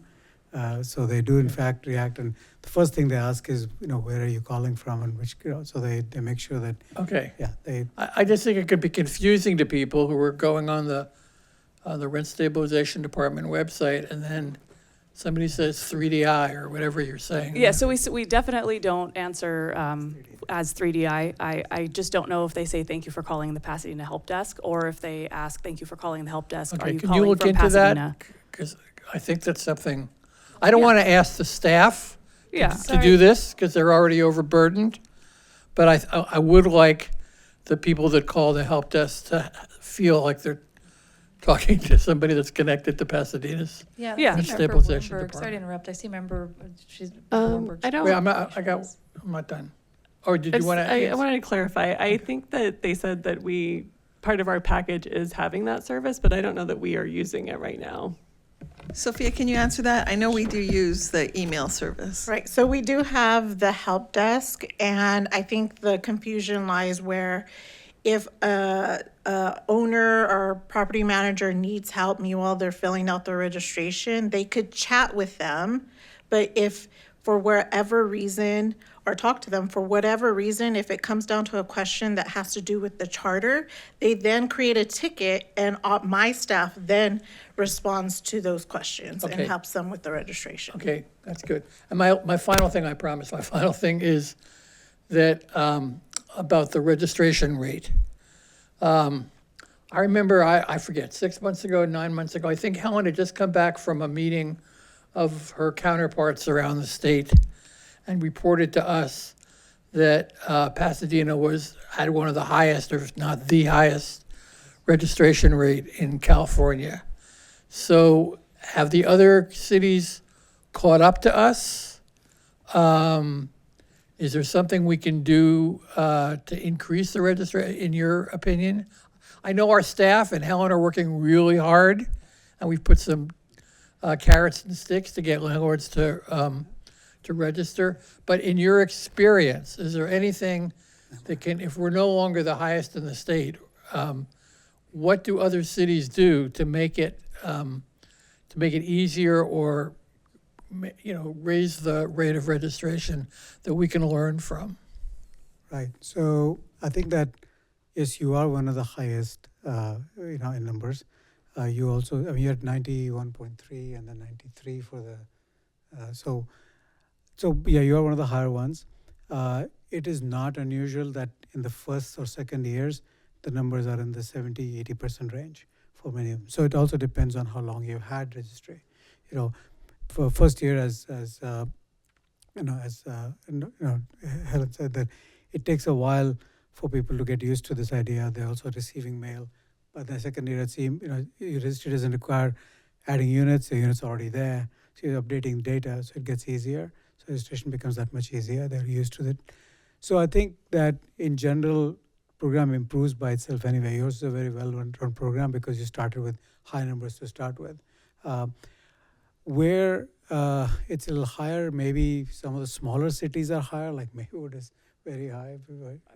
Yeah, Maywood is very high because it's a very small city, and so Inglewood is not as high because of, again, I think, so I think it depends a little bit on demographic. It depends a little bit on access to things. Could you give us a very quick one-page printout that we could circulate to the board members and to the staff about the registration rates in all the cities that you have clients in? I think we can do that. Yeah. Okay. I don't know if we can share that, or do I give it? You tell me. Yeah, do we want to pass that around? That's the question, right?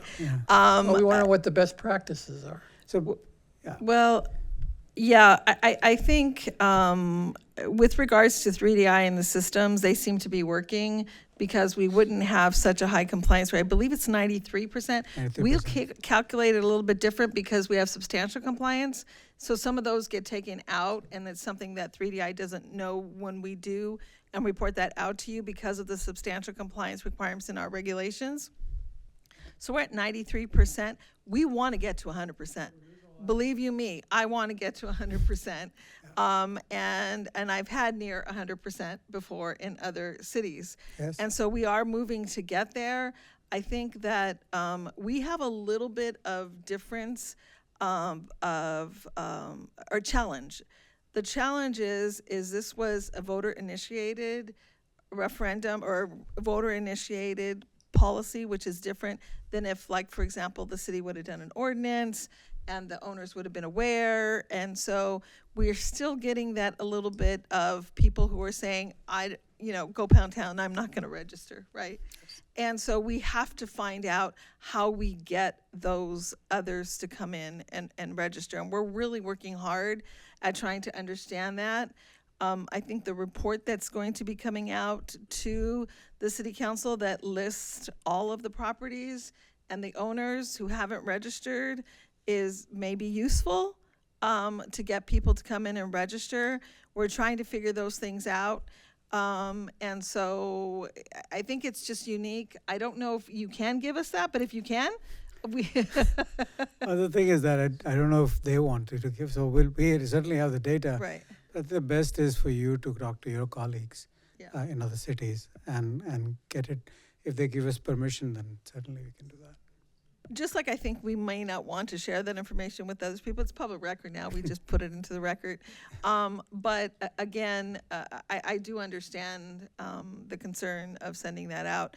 But we are always looking at improving the system. And we're always working with 3DI to see how can we make this better? How can we use this tool, which appears to be a really good tool? And the other thing about some people are not going to be computer savvy no matter what kind of system you have.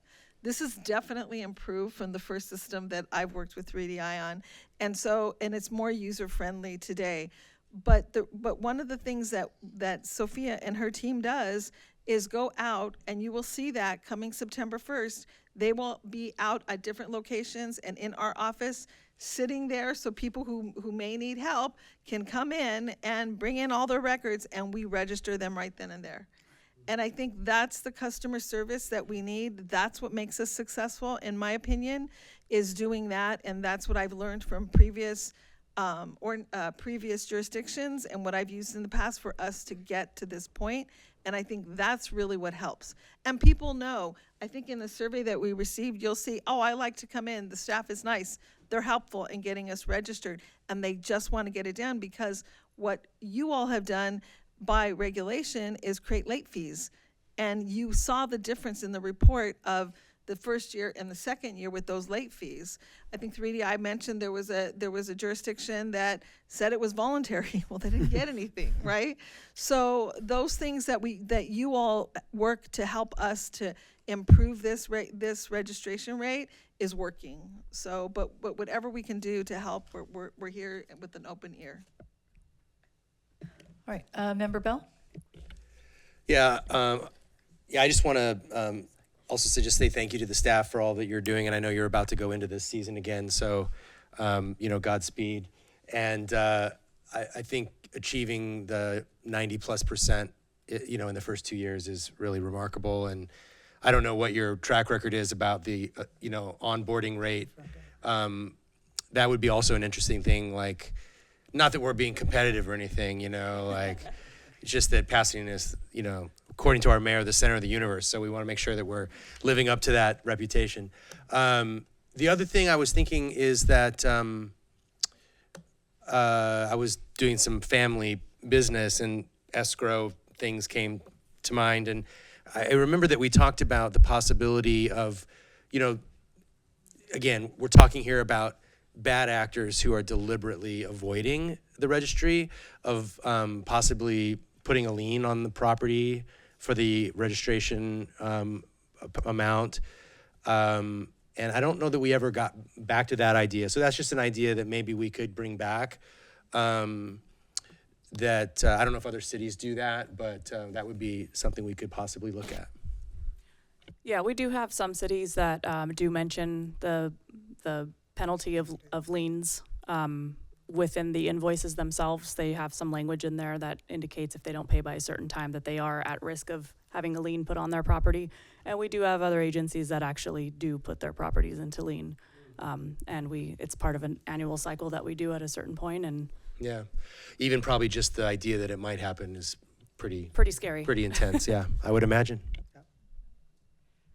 All right, thank you so much for coming, and this was informative for, oh, I'm sorry, member Ms. Robian, please. I'd be curious, what cities do that? Am I allowed to say? I mean, it's an open question. I mean, I could go do research, probably figure it out, but you're the one that implements it. Am I allowed to share? Well, it's a public I- information. I'm happy to share. I just don't know that this is It's public information. information. Okay. Sure. The city of Concord does place liens on their properties. Okay, great. For the process. There was also one thing I wanted to add. I'm sorry if I'm talking out of line. Is this new stepper process that we've shown you today? If you were to log into the live site, it's not there. It's coming for the new cycle. So if anybody logs in after today and they're like, they lied, it's not there. No, it's coming. Right. It's going to be there as part of the next cycle that we have upcoming. And one more quick question. Is the public access portal being also updated? The non-owner side? Oh, the staff side, the internal side? No. No. Tenant side. The tenant side. Oh, right now it's going to remain as is, but if, there are changes, we can always explore those. Okay, thank you. Thank you, and I know the committee actually did talk about, that's also in the charter, that the tenants should be able to, get some sort of insight into their own property. But want to thank you for coming to do the presentation. This was very informative, I think, for most of us, seeing what's coming, how it's going to be a little cleaner, faster, and just really appreciate the service you're doing with Pasadena. And if Thank I you. just might Thank you give very one more plug to the fact that we are opening registration. 3DI is working with us. They will be closing down for a couple of days in order to incorporate that. There's going to be some press releases going out on that, but I do want to say September 1st, we will be up and ready for registration. Right. Thank you. Very exciting. Thanks for your time. Great, thank you.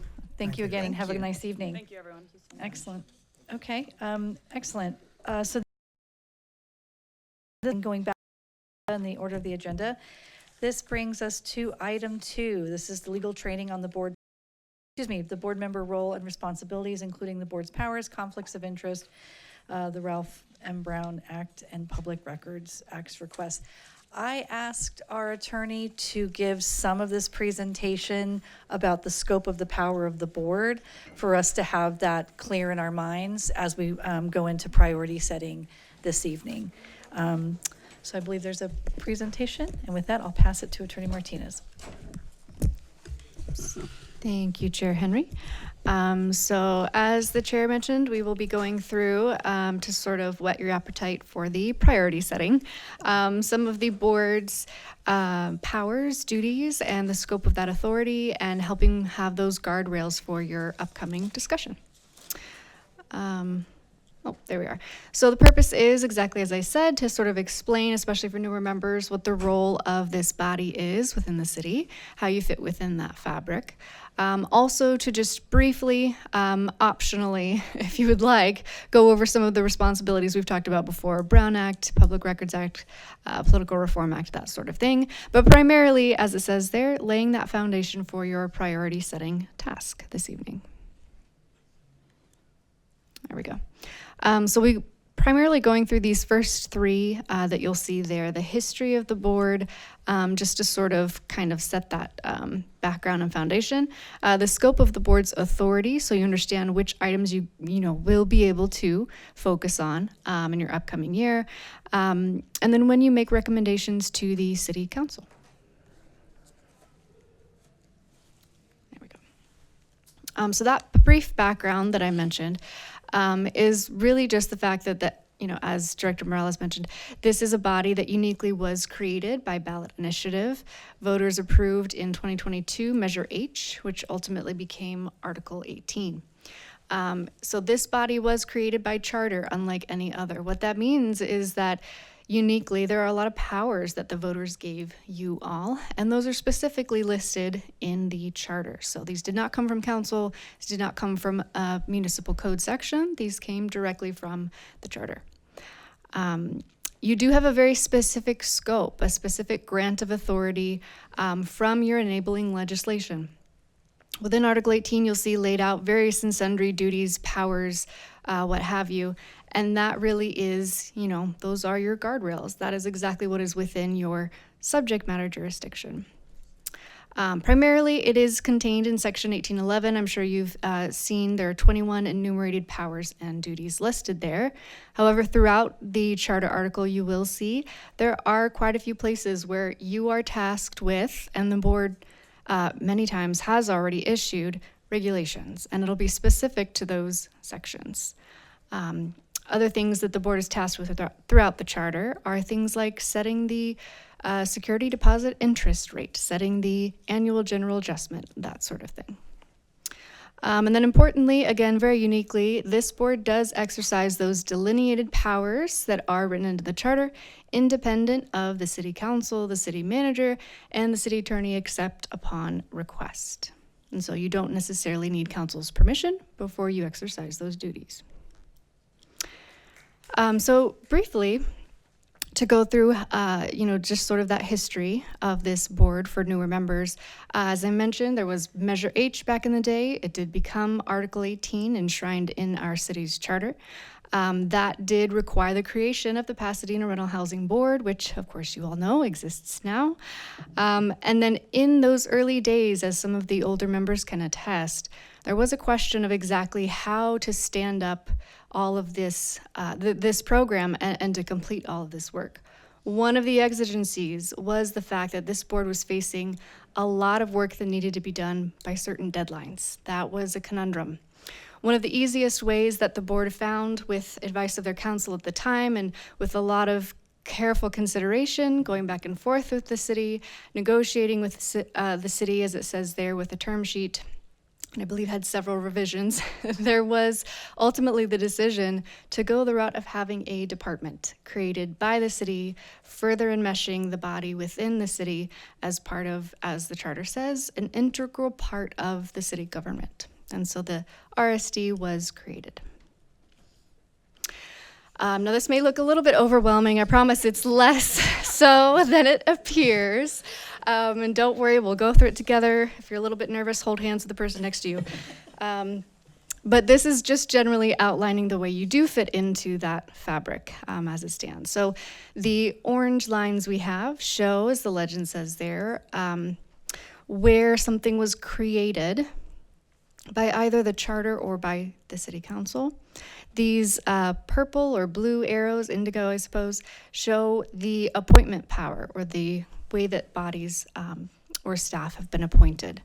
So starting with the charter did create the city council. It had a different name back in the day, but that is what we know as the city council today, but obviously created you all, the Pasadena Rental Housing Board. And then it created the offices of the city manager, the city attorney, and the city clerk. Those are the council appointees, if you've ever heard that phrase. As it shows you there, the city council does, in fact, appoint each one of those. They're sort of siloed in their own hierarchy, and they, in turn, appoint their own staff. Now, generally, as well, the city manager will appoint or will hire staff, and so it says there that they appoint RSD staff, including the executive director. One quick note, you as a board do have, pursuant to that term sheet I mentioned, the ability to give input into the hiring of the director, which this body did do. And then as it says there, and as we saw in the last slide, there was an ordinance per the board's request to create the rent stabilization department. And then generally, commissions, a lot of them are laid out in ordinances. And then what city council will do is appoint the different members of those bodies, and they do appoint you all as well.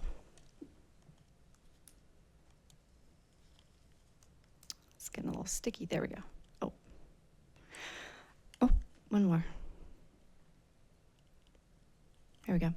So these walls of text, I promise, serve a purpose. These are the most pertinent portions of the charter when it comes to your authority and the scope of that authority. The very first one, Section 1801, you're familiar if you've ever read through, it does lay out exactly what Article 18 is meant to do. What it explains is that the whole purpose of the endeavor was to make sure that there was increased community stability, healthy housing, affordability, by the specific means of regulating rent increases and evictions, specifically excessive rent increases and arbitrary evictions. So that is what this was meant to be a prophylaxis against. Secondarily, you'll see, this is section 1820 of the charter. It explains that if there are conflicting ordinances, either in existence or that come about after, on these specific topics in bold, hands off. That is only for this body and for Article 18 to govern. So specifically, if there are conflicting provisions in an ordinance about rents, evictions, relocation assistance, or other matters addressed in the charter, again, the article would control. It does leave open a door, however, for the City Council to work with this body as a city partner, which it has done before. Members who were on the board back during the Eaton fire will recall there was an affirmative defense that did come about in order to protect survivors of the Eaton fire. And so that was to prevent displacement via eviction. During that time, it was considered complementary to Article 18 and its purposes, and not conflicting, and so that was a proper use of this portion. And then finally here, if there are other provisions in the city charter that conflict with the article, this article will govern, will control. However, that's only true for things that are addressed within the charter, and this language does become important in just a bit, but not for matters that are not addressed within the charter. So everything else still stands. Oops. Oh, okay, thank you. So this slide distills everything we just saw. When it comes to generally evictions, relocation assistance, rent increases, you can also add under that umbrella rent petitions. Those are things that are specifically called out in Article 18 as your territory, as it were. So again, hands off, no one can touch those but you all in Article 18. Now, an important point to make here is that it is only for covered units. So it does need to be something where Article 18 applies to that specific unit.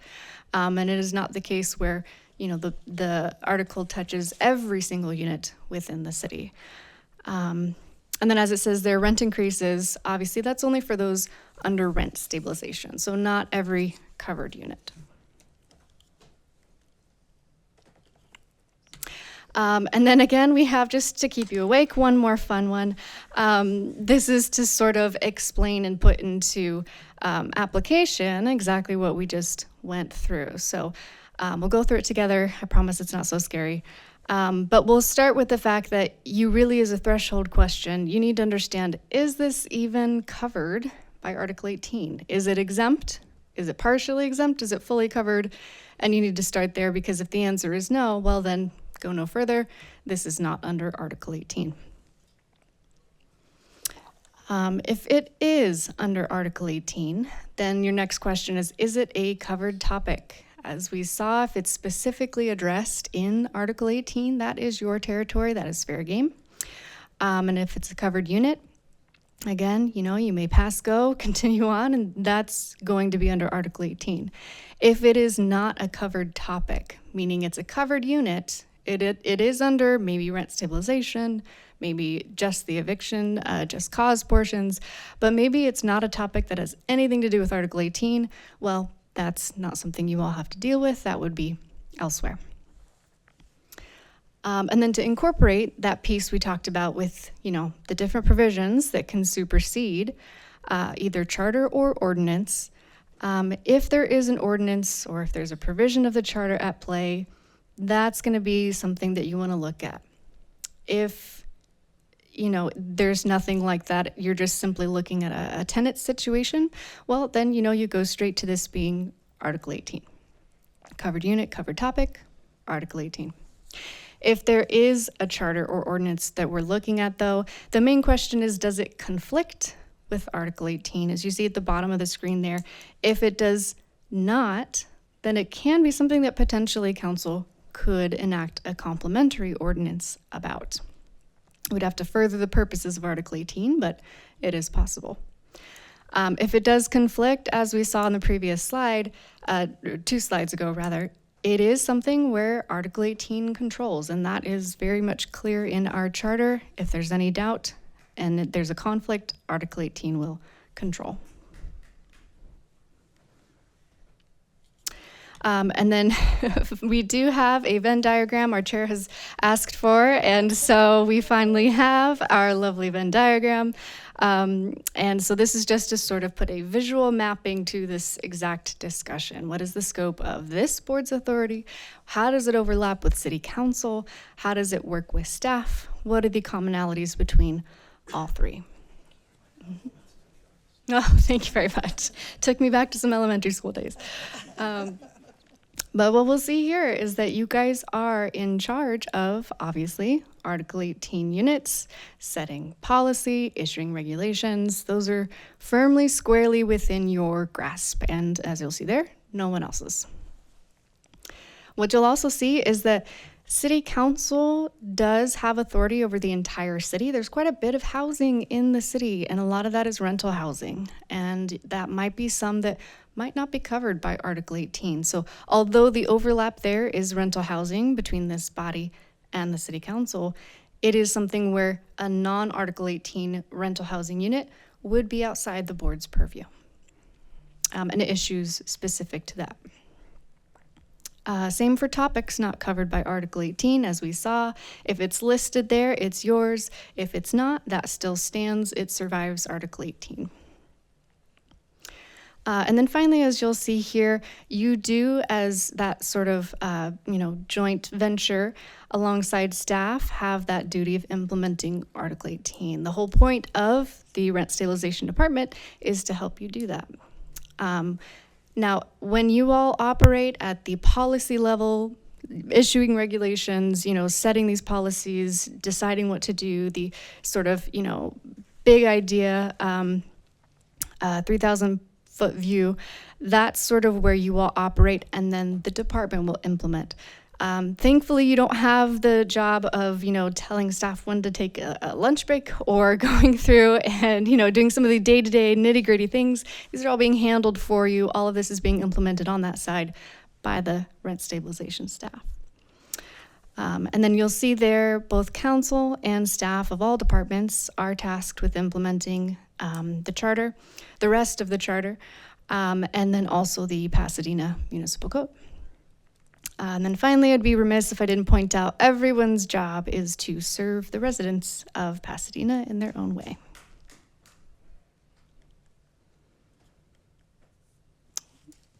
Doesn't? There we go. Oh, thank you. Oh, one more. Okay.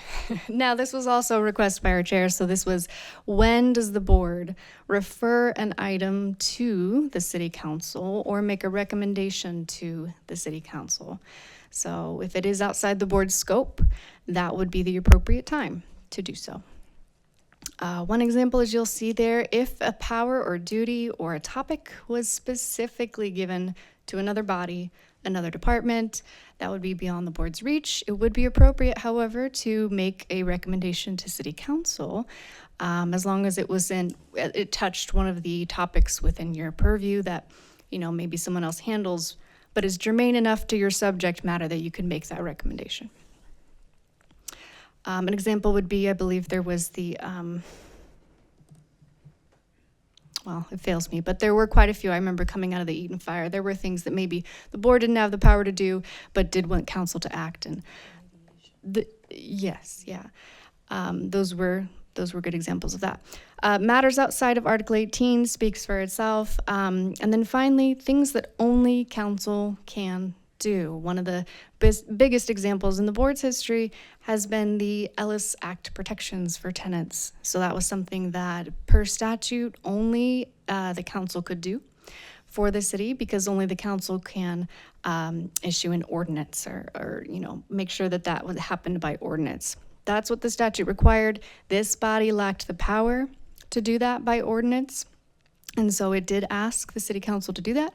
The city council did that. And now we have our Ellis Act protections. Next slide, thank you. And then finally, we can briefly go through these if you would like, but I will just summarize by saying, because you are on a city body, because you are public officials, as we've said quite a few times, you do have quite a few responsibilities. A lot of them come from state law, but as you'll see, you also have the very specific duties that Article 18 does require of you as well.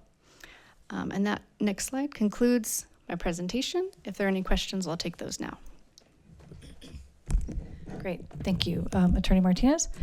All right, I'll give the board members time to formulate any questions. We'll go ahead and take public comment. So this is public comment on item 2, the legal training on board member role and responsibilities, including the board's powers, conflicts of interest, the Brown Act, and Public Records Act requests. We have one by Dr. Gary Hampton Modhotep. Okay, it's talking about your power. And what you did is, okay, your power is separate. You heard it. Your power is separate. In a lot of instances, dealing with the charter, it's above the council. You have powers above the council. They can't touch certain things. Certain things are equal. What you did wrong is when the hiring of Helen Morales, the executive director, you talk about hiring, I could talk about this. It was illegally and improperly done. I was here through all the meetings. I'm not gonna go through all the details, but you had an ad hoc committee that was involved, can't make final decisions. You guys never briefed her. You never talked to Helen Morales. You never talked to any of the other people. The whole thing was done. The way it was explained here is wrong. It was illegal. If you go through the charter, if you go through the meetings and everything, hiring of Helen Morales was wrong. Did you advocate your power to the manager? The big question is, who the hell can fire Helen Morales? Can you fire her? Ask the question, can you fire Helen Morales? Even if you don't want to, you should have the power. It's in the damn charter. Don't give up your fucking power like you're doing. You got it? You heard it. 1 second. Training on the board members' role and responsibilities, including the board's powers, conflicts of interest, the Ralph M. Brown Act, and Public Records Act request. It is imprudent, foolish, unwise, without good common sense, in other words, stupid, to completely rely on this legal training, or any other legal advice from attorneys who do not represent you, or at best have a huge conflict of interest. So that is why there is a legal necessity for each of you to have a $25,000 legal advice allowance for truly independent, private, real legal training, legal advice and guidance. Are you listening? Legal training on the board members' role and responsibilities, including the board's powers, conflicts of interest, the Ralph M. Brown Act, and Public Records Act request. It is imprudent, foolish, unwise, without good common sense, in other words, stupid, to completely rely on this legal training, or any other legal advice from attorneys who do not represent you, or at best have a huge conflict of interest. So that is why there is a legal necessity for each of you to have a $25,000 legal advice allowance for truly independent, private, real legal training, legal advice and guidance. Item 3, very manipulative. About legal training and stuff, okay? You need your own legal advice. You guys are fools. You're stupid. You're dumbasses. I would do that. I would not be sitting on this damn board without my own damn attorney. Get your own attorney. Get some allowance. You're spending $6 million. Get your own attorney. I'm telling you, get your own damn attorney, you idiots, you fools, you jackasses. Got it? Thank you. That concludes your time. That concludes public comments. Great, thank you. So I see we've got some folks in the queue with questions or comments. Vice Chair? Yes, thank you so much for that information, Alyssa, and the beautiful, beautiful graphics. I'm a visual learner, so that helps me, honestly. I just have one question about the recommendations. We can also do recommendations to like another department or body. Did I understand that correctly? Like a wild card department of water, water and power. The idea was recommendations to the city council, and then Go for it, sorry. well, if you were to, you can always make a request that city council do something. It would be up to the city council, who would control the various departments, whether or not to do that. But if you did want something to happen and it weren't within your control, another department would not be, then you could make that request to council, who would talk to the city manager, and they would discuss what was appropriate. Interesting. I just didn't know that was within our scope, so thank you for clarifying that. That's it. One thing I would add to what the attorney said is the council has the specific committees. I mean, we've focused a lot on the Housing, Homelessness, and Planning Committee, the HHP one, the one that's new. But if you were thinking about, I don't know, indoor temperature or something to do with power, there might be another more appropriate committee of the city council, which the body could consider doing if we went down that road of just making a recommendation. Member Goin. Thank you. And thank you, Alyssa, for your presentation. My question is, are you familiar with the recent letter dated August 14th from Janet Gagnon, I'm presuming that's how it's pronounced, of the Apartment Association of Greater Los Angeles, informing the City Council of Pasadena that, in their opinion, we do not have the legal authority, we being the board, do not have the legal authority to regulate the per diem parking and pet fees beyond, for repairs lasting less than 30 days, and asking that they do something to stop the Rent Stabilization Board from giving us bad advice. And if so, what do you make of it? I will say, and I don't remember exactly, Director Morales, when the topic is coming back, but when it did come for the first time, and I believe we had a member from AGLA in the audience who raised that same concern, there was a question from the board, and I did answer at that time exactly where in the charter there was that authority. Thank you. All right, thank you, Member Goin. I don't see any other folks in the queue, so I'll take that as a you good. So thank you, Attorney Martinez, for having that presentation. It was important for me, for everyone on the board, to be very clear about what we can and can't do before going into priority setting, which is the next item on our agenda. The vice chair has made a good suggestion, and if we're all right with it, if we could take a 10-minute break, give people some time to just stretch, reawaken, etc. So if we can go ahead and take a 10-minute break, I believe, do we need to do a motion to take a break? No. Okay, excellent. So we'll go ahead and come back in 10 minutes, which puts that at 8:52. We'll give you maybe 11 minutes, 8:53, and we'll come back and we'll go ahead and go through the priority setting for the board. Thank you.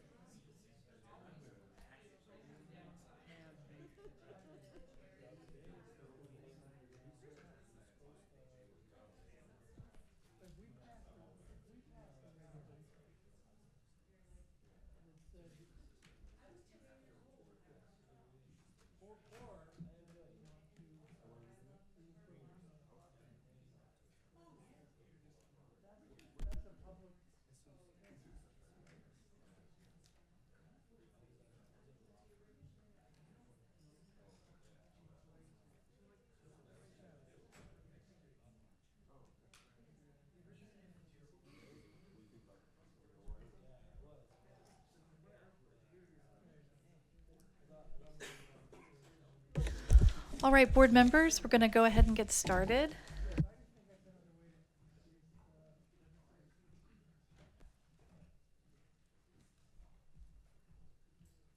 Okay, very good.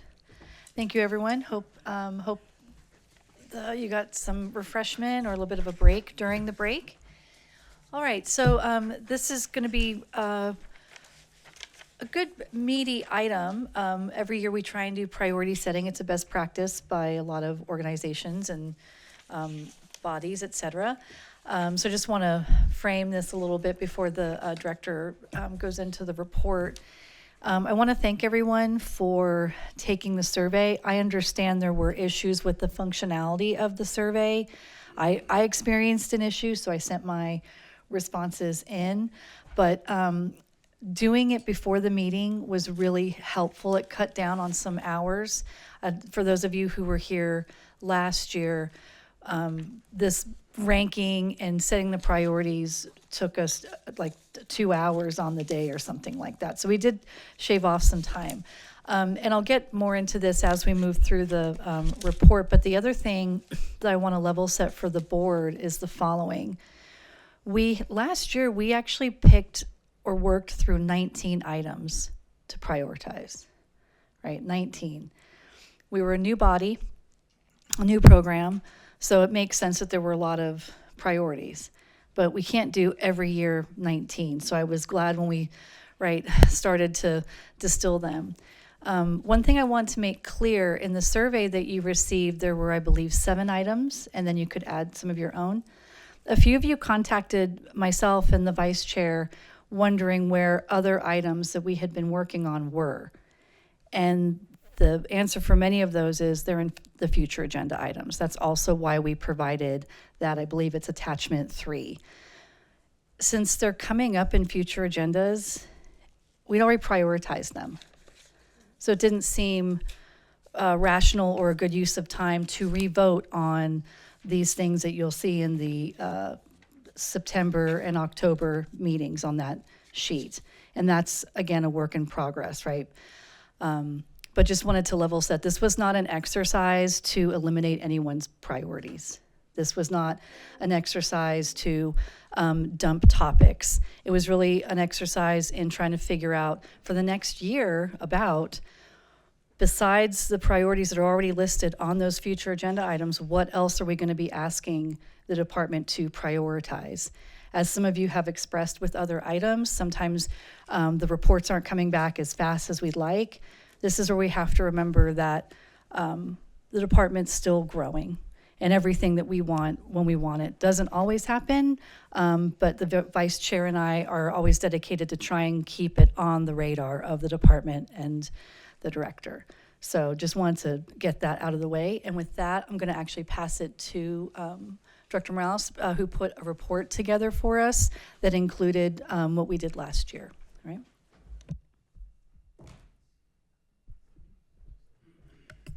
Okay, we'll just get into what our recommendations are. Thank you, board, chair and vice chair.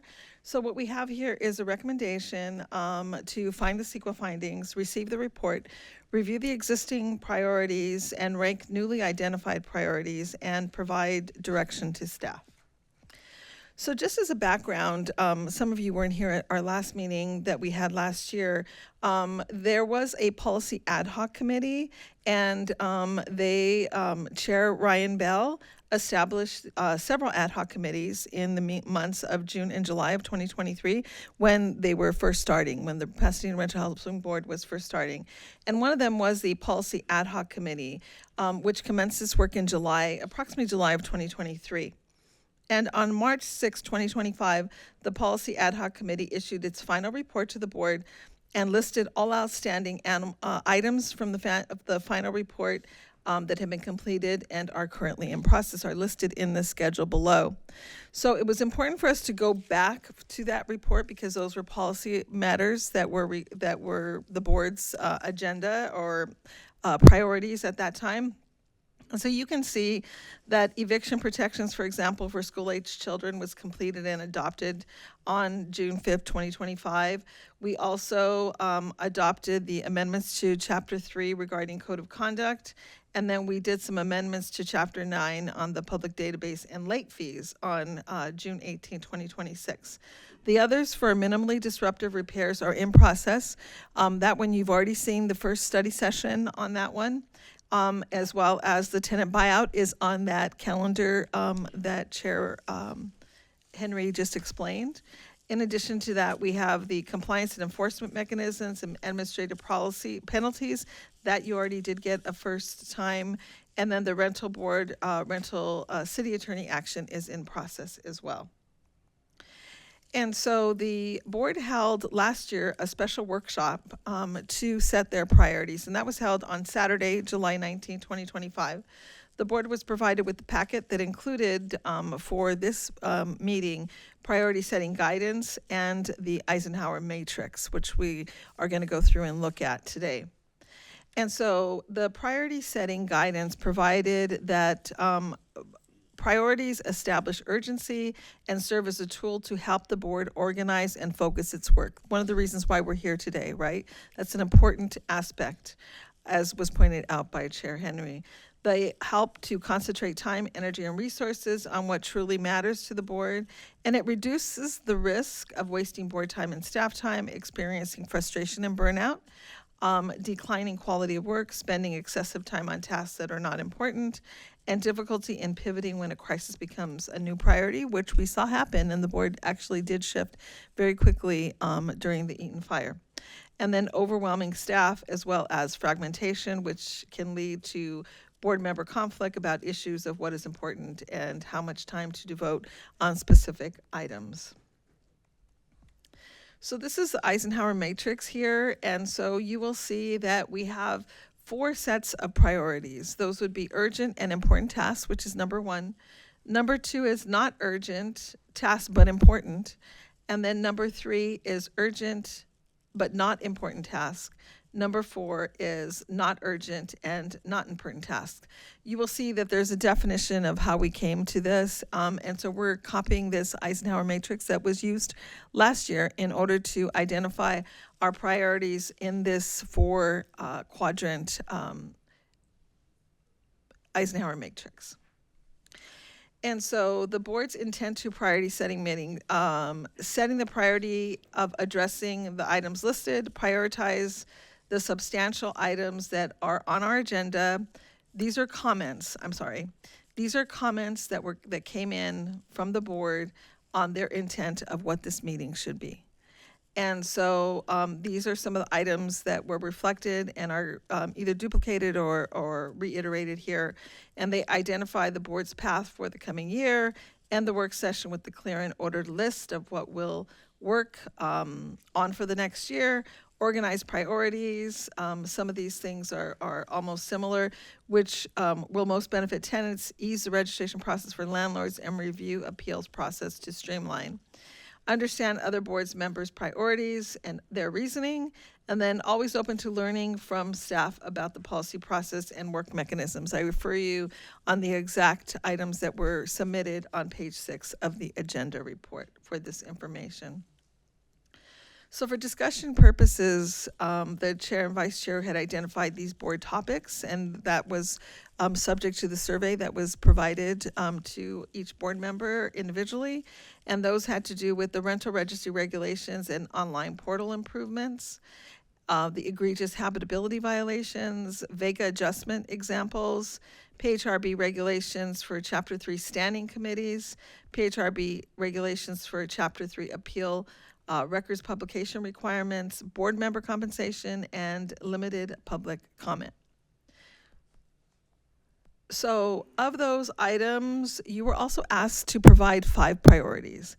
And so what you see here, which is duplicated in a much larger report much larger chart schedule, in the agenda today, I wanted to make sure that what we did here is we could see them individually and didn't want to put it all on one page because then we wouldn't be able to see it. And so you will see the first priority, we have limiting public comment. 1 responded, egregious habitability violations. That's the largest with 7. Vega adjustment examples was 1. Rental registry and outline portal improvements was 1. And then priority number 2 was rental registry regulations and Excuse me, online just portal point of improvements. information. What does the asterisk mean? The asterisks were those were the items that were already on the board's policy, and so we're addressing those because they were already listed as items to be discussed previously. And then board member compensation, egregious habitability violations. And so you could see that we had a variety of different responses from everybody. And I will tell you, I know the first mention that our chair, Henry, had informed us was that, there was some issues with some of the data. So we did, there were some people actually submitted it and it was just fine. I do understand the concern, so we did reach out to everyone, sent emails, and everyone actually ultimately responded. So this data is reflected of the final data before today's date, or up and actually through yesterday when we got our last response.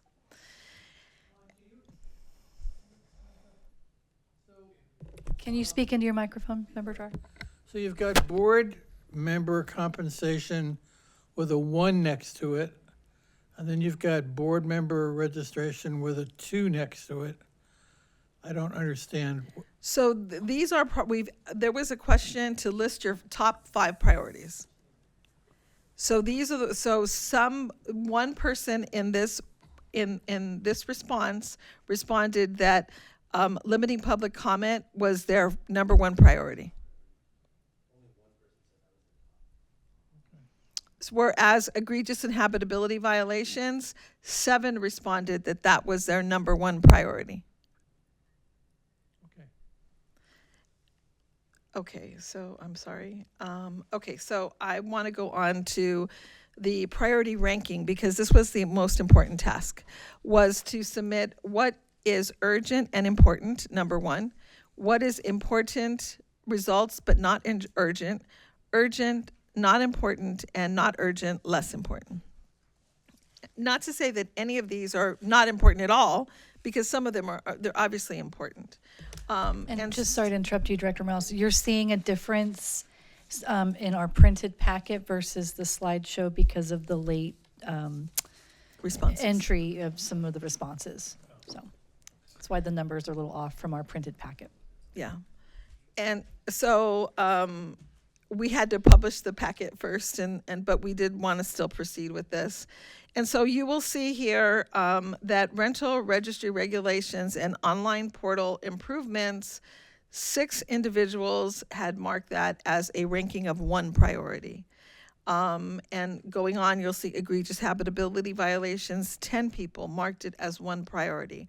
So those are 2 big items for the number 1 priority. I'm going to move on to the next page, which will show you topically, graphically, what that is, which I think is a little bit more useful. And so on the bottom of the page, you will see the last graphic, you will see the color code scheme. So number 1 is that darker blue, number 2 is the orange, number 3 is the green, and number 4 is that light blue. And so you will see, again, as we had just indicated, that there were 10 people who marked it the number 1 priority as egregious inhabitability. And then there were, it looks like 1 person had marked it as their 2nd priority. So majority of priority seems to be reflected in that arena there. Vega adjustments, again, was a number 2 priority, so that was a larger priority, as well as the Chapter 3 standing committees, and then followed by the Chapter 3 appeal record. Compensation was ranked as either, you can see there's either 1, 1, 2, and 3, and then there was another one that was 4, because all the 4 colors are represented there. So those are the board topics. There were additional topics that were provided, and in the additional topics, these were some of them. One person had habitability plan as number 1 ranking priority, junk fees number 1 ranking priority, right to counsel number 1 ranking priority, train board on legal action against bad actors was number 1. Indoor heat did not provide a priority, and I couldn't get a response, so it doesn't reflect a priority here, but obviously it was a concern, so for you to look at. And then late fee for new ownership was similar. Outreach on personal basis with tenants was a ranking of 1 priority and a ranking of 4 priority. And then small landlord was a 1 response with the ranking of 1 priority. A free-flowing discussion among members was a ranking of 1 priority. And then the outreach to tenants and local organizations, billboards, radios, PSAs, all that, including the LLC issues that we've been discussing in the past, is also a 1 priority. And you can actually see this here. As you noted, most of these are just 1 priority, so there's single 1 person coming in making this and stating that it's their priority. And so you will see that here again in the same reflection. And so I'm here if you have any questions, but we can move on, or thank you. I think the first thing I'd like to do, actually, it's a lot to take in, so I'll let everyone sort of percolate with questions in our discussion. But why don't we go ahead and this time and go ahead and do public comment? So this is public comment on item 4 of our agenda. Let's see. So, excuse me, item 3 of the agenda. This is the Pasadena Rental Housing Board priority setting for fiscal year 2026-2027. We have 2 public comments. The first one is Jesus Rojas.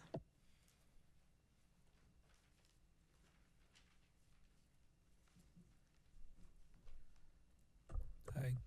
Hello. Good evening, Chair, board members. My name is Jesus Rojas from the Apartment Association of Greater Los Angeles. We're just here to ask you guys. I know you guys are not going to take a vote today, but we ask you guys not to reduce the time from 3 minutes to 90 seconds. It takes a lot to come up here and prepare, throughout the weekend or throughout the week, and then get everything out, not just for me, but just anybody in general, tenants or housing providers. I think 90 seconds is really short, and you can't explain what you're going through. You can't explain your testimony, or just explain like whatever issue you guys are bringing up. There is something that we wanted to mention. There are other ways to address inappropriate comments from individual speakers. Many cities adopt a code of civility for speakers that ensures a safe and respectful environment for all to give their comments. The city of West Hollywood has a statement of shared responsibility for respect that is included in each agenda, and we would urge the board to consider adopting something similar. That way, if there's speakers that are being rude or disrespectful and you guys don't want to listen to them, yeah, you guys could do something like that. Thank you. Next is Dr. Gary Hampton Mothotep. Yeah, as far as the training, well, I'm not sure about training, but you mentioned about the criteria and most important urgent. That came particularly from Susan Burke last year during the summer retreat. There was no mention of Susan Burke. I think you guys are jealous of her. A lot of those ideas and what was done was because of Susan Burke. You need to give a shout out and credit to Susan Burke, wherever you are, Susan. Also, shut the fuck up while I'm talking, please. You're interrupting me. You. And far as future agenda items that you spoke of, I think you should let future agenda items, let the public talk during future agenda items, and also on the future agenda items, you should bring up the fact that re-examine the hiring of Helen Morales, especially for you new board members, to go through what was done. It wasn't done right. I'm telling you the truth. Hold on. Item 3, very manipulative board member training. These are Executive Director Helen Morales, pre-selected and self-serving recommendations, which are deceivingly disguised as the Pasadena Rental Housing Board's priority setting for fiscal year 2026-2027. No names are attributed to the alleged quotations. The quoted suggestions, which are allegedly made by the board members, do not supply the board members' names, which makes these quotes unauthenticated, unreliable, and subject to suspicion. This amounts to secretly made quotations, which is completely unacceptable in this public arena. Doesn't that make good common sense? Which cowardly board member is hiding from the following quote? We need to find a solution to the 3+ years of abuse by a specific member of the public during common period. It's unacceptable. Who is the coward that wrote that shit? That quote is the primary reason why these are very manipulative board member training. These are Executive Director Helen Morales, pre-selected and self-serving recommendations, which are deceivingly disguised as the Pasadena Rental Housing Board's priority setting for fiscal year 2026-2027. No names are attributed to the alleged quotations. The quoted suggestions, which are allegedly made by the board members, do not supply the board members' names, which makes these quotes unauthenticated, unreliable, and subject to suspicion. Limiting 1.5 minutes. True purpose. True intent. Independent of City Council. Staff surveyed board members. When, where, and how was the survey done? Surveyed by email, telephone call, group chat, or other means. This sounds like an admission of a serious Brown Act violation. Item 4. We are Yeah, how is this survey done? The public, are we aware of it? I mean, the names are not on it? I mean, what kind of bullshit is going on? We're turning a communist type of place here? I mean, what was that? The survey, that's a violation. You can't just send out a survey to these people and communicate with them. That's a violation. That's why you need your own fucking legal advisors, you idiots, you jackasses. Thank you. That concludes your time. That concludes public comments. Great. All right. So thank you, members. So at this time, we'll go ahead and field questions as well as have discussions around how these priorities fell. I mean, in looking at even the report that dropped with the agenda, it seemed pretty clear to myself, and the vice chair and I discussed these as well. Like, there are definitely some things, right, that seem to be floating to the top in terms of priorities, right? The improvements with the rental registry regulations and online portal. And we had a committee meet on that too, so I'd be eager and curious to hear from the committee. The egregious habitability violations is also something that raises to the top. And then this third one here, the Vega adjustment examples. So at this time, I just want to take, thoughts, or if anyone has any questions about either some of these terms, or there might be some questions around limiting public comment. Some people have referred to going to a 90-second rule. I just want to remind the board, our current regulations, the only way the chair can readjust time is dependent on the number of speaker cards, right? So for example, in looking at this agenda today, when there was originally 5 items, because we had the minutes pulled out as 2 things, if council had a 5 or 7 item agenda, they could, if they wanted to, limit public comment. 90 minutes is very extreme. Most of us have been on the other side of that, so I don't think there's going to be any argument about 90 seconds being really short, or not, right? But what I wanted to bring to the board's attention is it's not just the time limit. We have the regulation that includes the if it's 15 or more speaker cards, that's the only time that we can do time reduction. Sorry, sir, we're trying to deliberate. Please don't interrupt or disrupt. Thank you. So with that, I'll go ahead and go to Member Bell since he was in the queue first. Yeah, I don't have to be first. I just. Or not, or not. You rang in when first, something came so. to me, I just pushed the button. This is going to be some discussion, some working through some of the other priorities, and then after we talk about the board topics that we already prioritized, we'll also have a discussion about the additional topics and where some of those will fall, and quite frankly, some of them I would like to remove because they're on future agendas. So, Okay, go so ahead. I guess, I'm not sure where to start, but I guess I'll just start with, is the assumption that if it's already been agendized in a previous meeting and is coming back to us, or if it's already on a future agenda planning, that it's automatically a top priority? Or a priority, yeah, that was, that, so So- that we weren't voting on some things twice. Okay. Yeah, So that we makes have sense. kind of like 3 categories of priorities here. There's stuff that we've considered once already or that's already on a future agenda. There's the new ones, which is the ones where the numbers came in. And then there's these other ones which weren't part of the numerical scoring in the survey, but were things people added, which apparently only one person or 2 people, but they never coincided or something like that.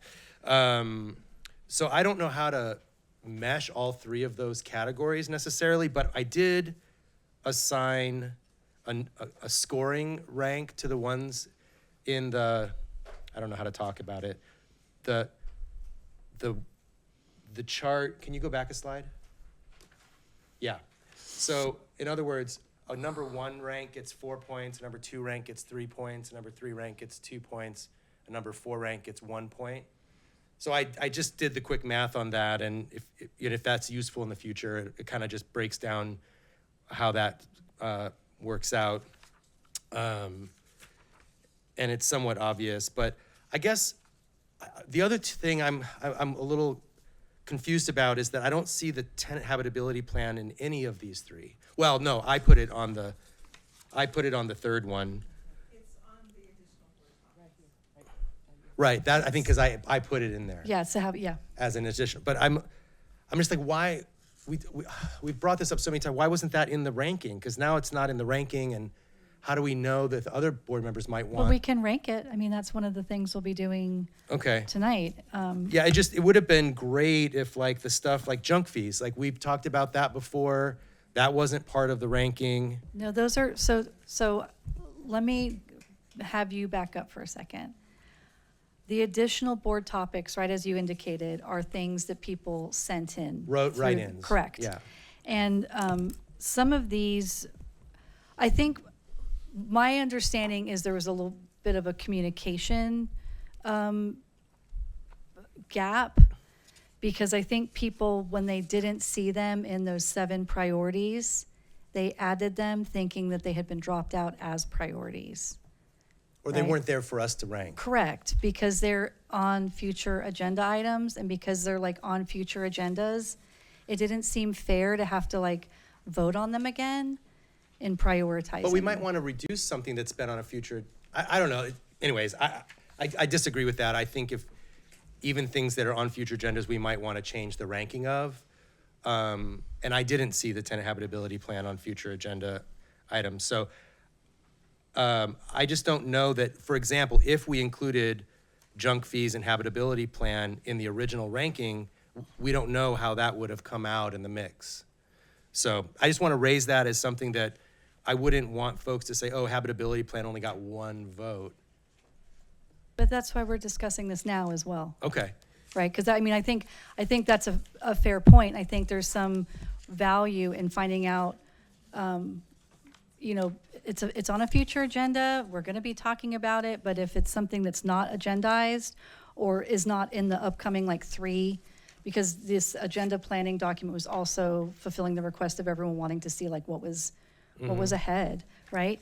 So yeah, we might in discussion find out that late fees for new ownership, I'm just looking at some of the things that have been thrown in there, or the habitability plan, you know, that might be, there might be a wide appetite for that, and so Okay. prioritize it. Excuse me, Yeah. Chair Henry, I just wanted to say that we have already bought the means and method plan and the habitability plan already once, and we're going to be coming back on that. So I think that's why that's not there. You've already heard it once, and so we're bringing it back. Remember, we came in Right. on the first means and I method get plan. that. So I guess what I don't understand is what's the assumption inherent in that? Is the assumption inherent in that it's urgent and important? Well, I think that it's already been scheduled. So those items have already been scheduled, and they're already in the process. these are items that haven't been scheduled yet, and we're looking at where do we fit them in? Where does the board prioritize those additional items? The other one's already a work in progress. So You've they'll already take seen it. priority over anything else we decide. Exactly, because already in the process. Okay, Yeah. that's helpful. Yeah. I didn't know that, Yeah. and I don't think Yeah. that was clear in the survey.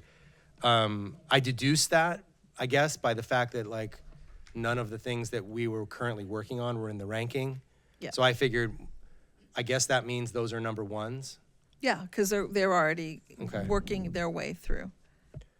Also, I just want to say I didn't love that my quote was put in here exactly word for word the way I sent it to the staff. I was under the impression that I was sending this comment to staff. I stand by everything I said in this quote, but I probably would have phrased it a little differently if it was going into a staff report for the public. So apologize for my directness maybe in some areas, but it wasn't my intention that was going to go out to everyone. And it is identifiable as from me. So it's a little embarrassing. I mean, I stick by whatever I wrote. I don't mind. And knowing me, I would probably say it like that on the microphone too. But I think it would be better if it were clear that the statement that you're making is for the public. Anything else? No, thank you. Okay. Member Wernberg? Yeah, I feel for Ryan because I would feel the same way if my comment was pulled verbatim from an email like this. But my question actually was about the Vega adjustment examples. I'm not clear on what that means actually. Yeah, and this is actually a good question because the questions I had about some of these topics, besides like either what are they or what role do they play in the implementation, but also like what's the ask of staff time? So I'm going to pass it to Director Morales and Attorney Martinez because they can explain what that is. But this is the examples are like there's a placeholder in our regulations for if we want to place examples of these Vega adjustments, which I'm going to pass to someone a little bit more qualified than myself to discuss that. So this was part of the upward adjustment application, and so the regulations had a spot there that was left for Vega adjustments. And the chair and I had this discussion because I think we were both, trying to understand really what that meant because that was before us, that predated the department. But really, the Vega adjustments are adjustments that are already placed into the workbook on an upward adjustment. So I don't think that when the regulations were crafted, that people were aware that we were going to be using this workbook.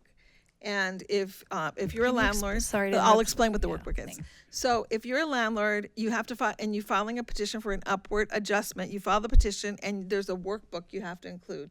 It's an Excel spreadsheet that's all linked together with many tabs. And it carries everything forward so that we could look to see if the owner is receiving a fair rate of return on his investment. Part of that analysis is a Vega adjustment. And the Vega adjustment it was created as a law. There was a lawsuit that was created and it was Vega. And basically it says you use the SMFR, small area HUD determinations of unit rentals by size, by zip code. And so what it is it's very complicated, and you will be seeing this shortly,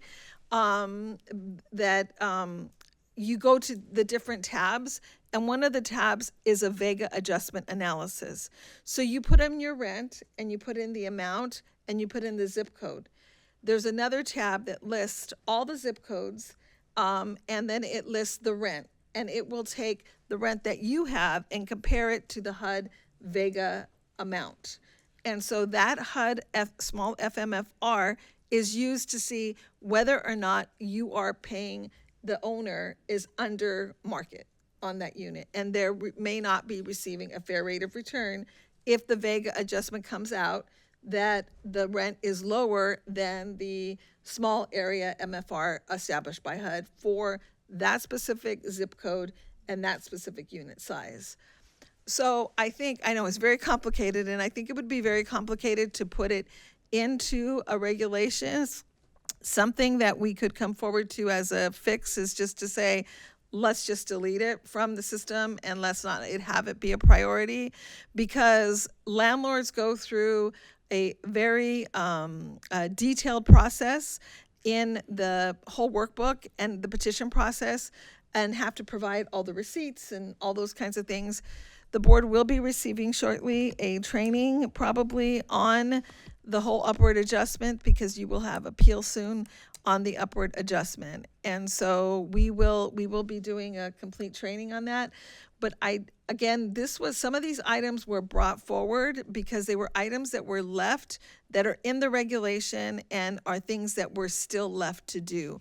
And again, probably it was not foreseen that we would be using this process and this workbook, which is a really great workbook, but at the same time, it may not be necessary. So you may decide, let's just come back and direct staff to come back with just an amendment, removing it from the regulation, because it's not a must.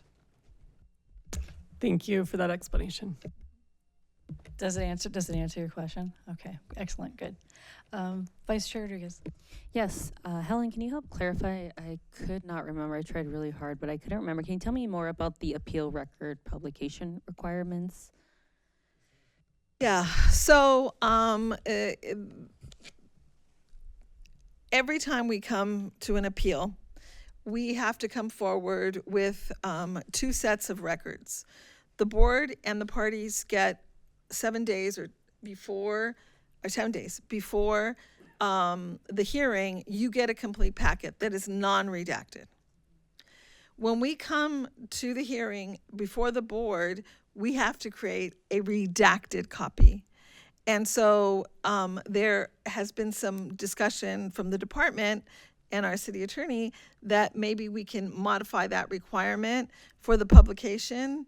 And so that's what we're looking at, seeing how we can modify it so that we don't have to produce it. Many boards do not produce it. They merely place it on the agenda and do not produce a copy for the public. So that's what we're looking at bringing that forward. That process can take 3-4 days to do, because we have to make sure we're redacting every single thing, and there might be 3 or 4 people looking at it to make certain that we're redacting it. And so it becomes very, very tedious for us, and the parties already get the benefit of that information, and the public has the right to come and appear at the hearing to be able to listen if they want to do that. So they can come and listen to the arguments and things of that nature. So we were thinking of coming forward and seeing if there was a way we can modify that. That's what that's about. When you mentioned redactions, it all came back to me, so thank you, I appreciate that. Yeah, that's it. I just wanted to make sure that we were all clear about what that ask was. Member Goin? What happens to the items that didn't get votes or only got 1 vote? Do they drop off our table, or will they come back to be revoted on next time we do this exercise? Do you mean the board topics at the top? Yeah. Yeah, I mean, that's, yeah, I guess it depends how many people, want these things to come forward, right? One of the reasons why we had to just do priorities is there's, we all have our requests after the meetings for things. If you look at this priority ranking list, you will see that there's 7 items. And the priority ranking list, for example, number 1 is largest in number 1. So that's 6, right? Mm-hmm. So that has an item. Nothing here has 0. Okay. So it will be in some form of priority. So what we're trying to do is to get it, and what we did last year is to get it into this quadrant.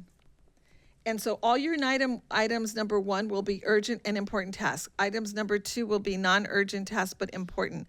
Item number 3 is urgent but not important task, and then number 4 is not urgent, and not important tasks. So the ones with lesser numbers may come out in number 4. And so, but there is a number associated with each of them, so they won't be lost anywhere. They don't come off the list. Okay, great, thank you. Do folks want my weighted scores? I did do the work. Yeah? I'm just kidding. Well, Yeah. sorry, I just mean- to make sure, anything else, member Goins? Yeah. Okay. What's that? Yeah, sorry, before you You were go. saying if he was finished. Yeah, and member Goin is, but I see member Dreyer's hand's gone up. Did you have more questions? Okay. So I agree with Ryan that we're sort of comparing apples and oranges here because the list of 7 things that we were supposed to rank wouldn't have been the things that I would want it to rank. Some of them were, and some of them weren't, and they were missing, and I couldn't figure out why they were missing. And now you're saying that it's because we've already agendized them. So at some point tonight, I'd like to see the list. I know it's in an appendix, but I'd like to see on our screen a list, just to remind ourselves of the list of what are some of those items that have been agendized, so we can decide whether, how we want to deal with those, whether we want to make them urgent and important, or Helen seems to be saying that they already are urgent and important. If that's the case, then we don't have to do that. But can you go back one more screen here?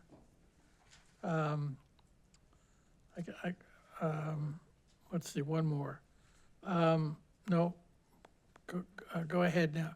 So, I don't know where it is. I had 2 additional priorities, and they wound right there.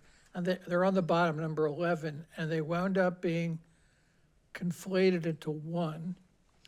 And if it looks like there's only one person, me, who said a priority should be more outreach to tenants and local organizations through billboards, radio, PSAs. I also said, I don't know why it's not here, about, going to social agencies and community groups and labor unions to do more outreach. So it looks like I'm the only one that wanted to do that. But in fact, number 7 is outreach on a personal basis with tenants, which has got 2 votes, one a number 1 and one a number 4. So it looks like there might be more interest in doing more outreach. And I was very pleased at last meeting when Helen showed us the brochure that went out to all the tenants. Thought that was great, and thank you, Helen, for sending it to me to my house, because I wouldn't have gotten it otherwise, because I'm not a tenant. So thank you for that. But that was great. It was well done. I'm glad everybody's going to see it. But I don't think it's enough in terms of the kind of outreach we could be doing, the kind of public information we could be doing.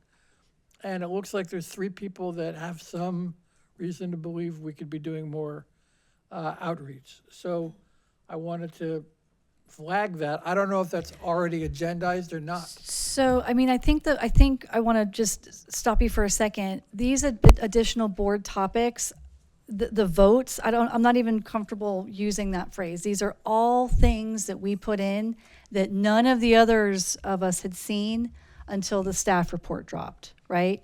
Because we sent it in one way through the survey or the email, however we did it. So I was curious how many additional topics we would get, how many of them would be similar enough that we could either consolidate or basically call them the same priority.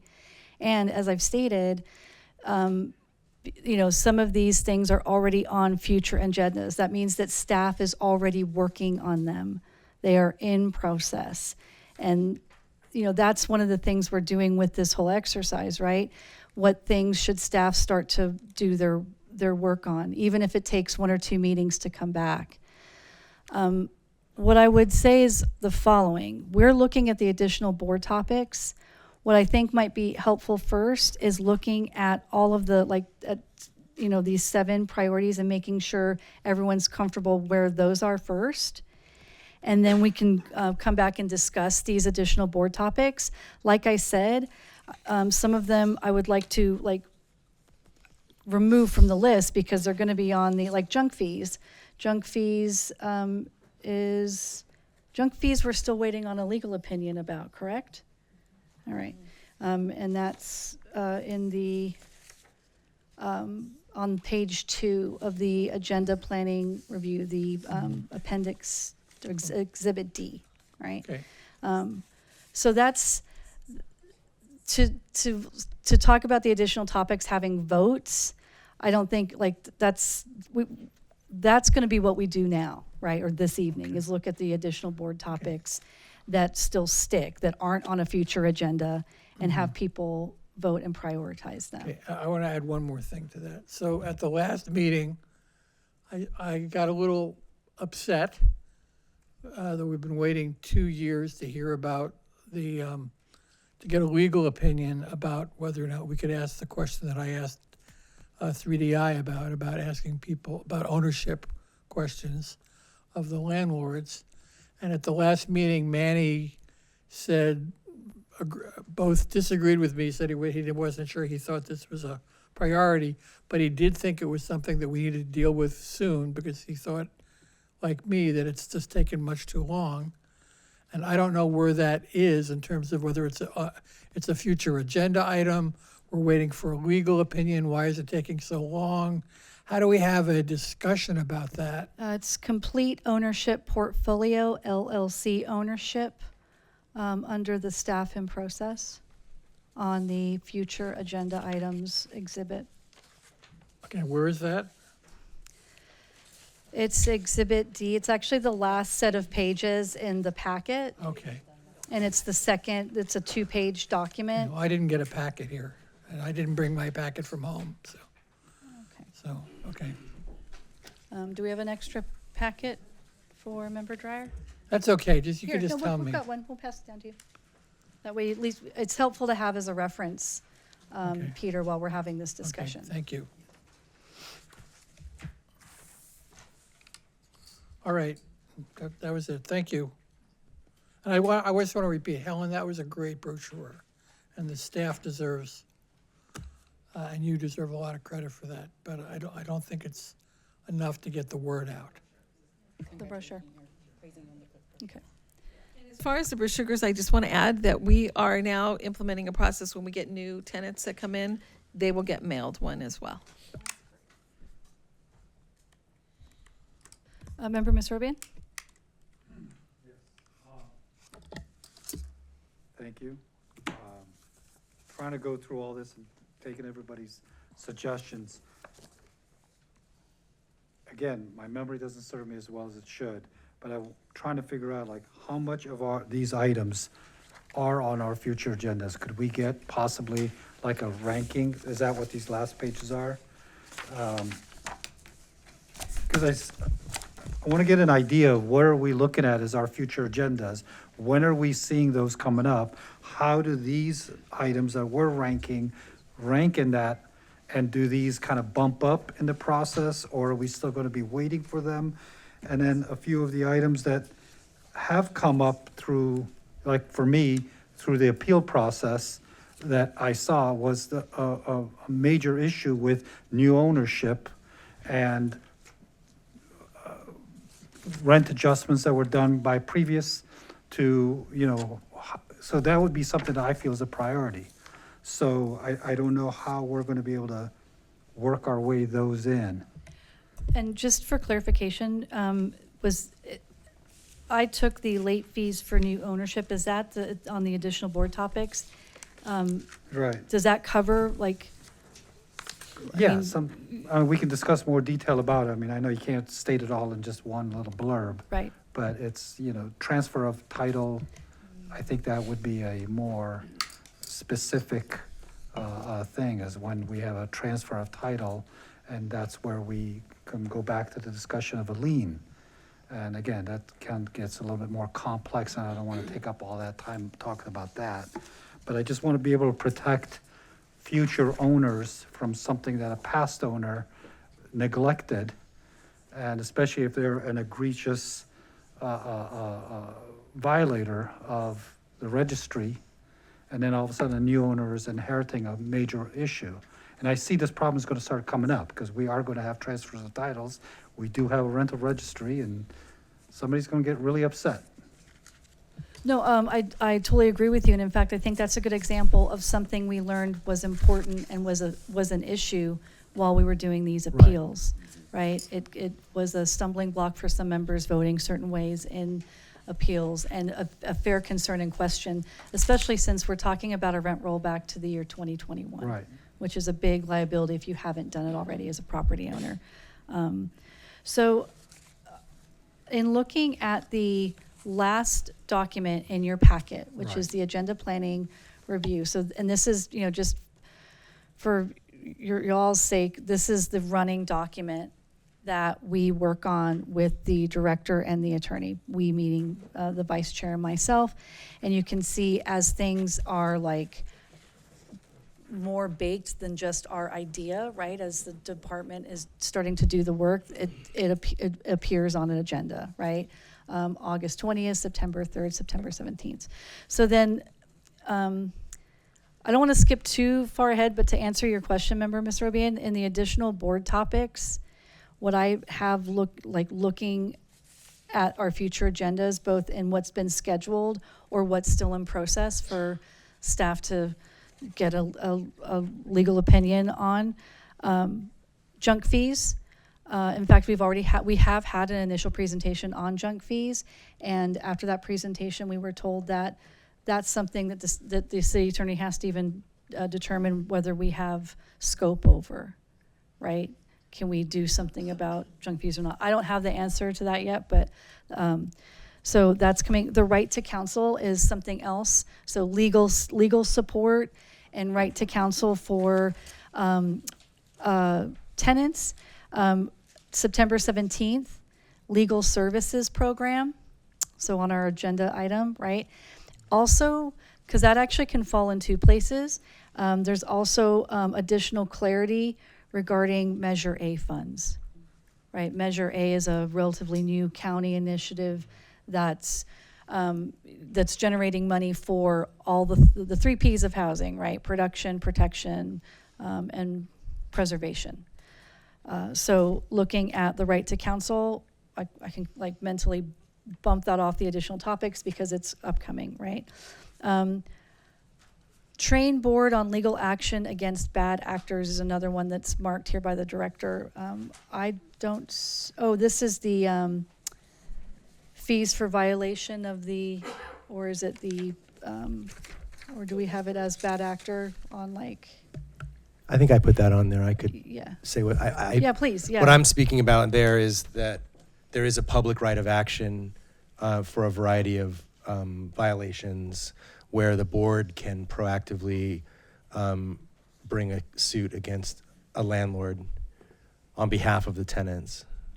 And I think it would be good for myself included, to understand under what circumstances and when and how does that happen and what do we have to do that. And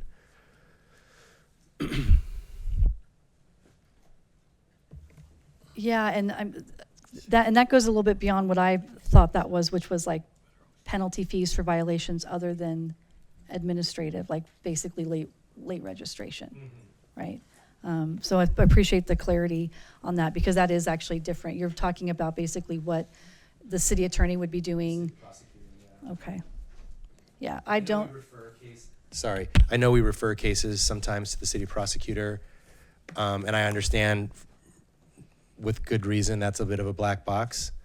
But I think the charter allows the board to deliberate about whether we want to proactively, our council couldn't do it. We'd have to get outside counsel to do something like that. And how would that process start?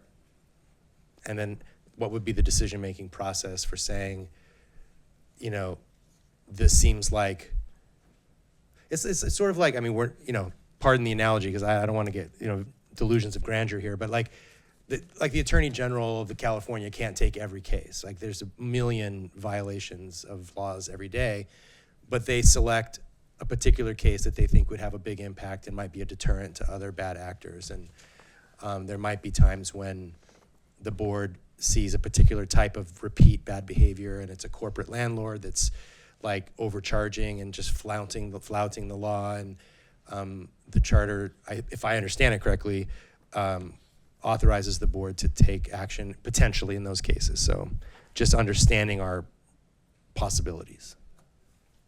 Yeah, I mean, looking at our future items, I don't see that, or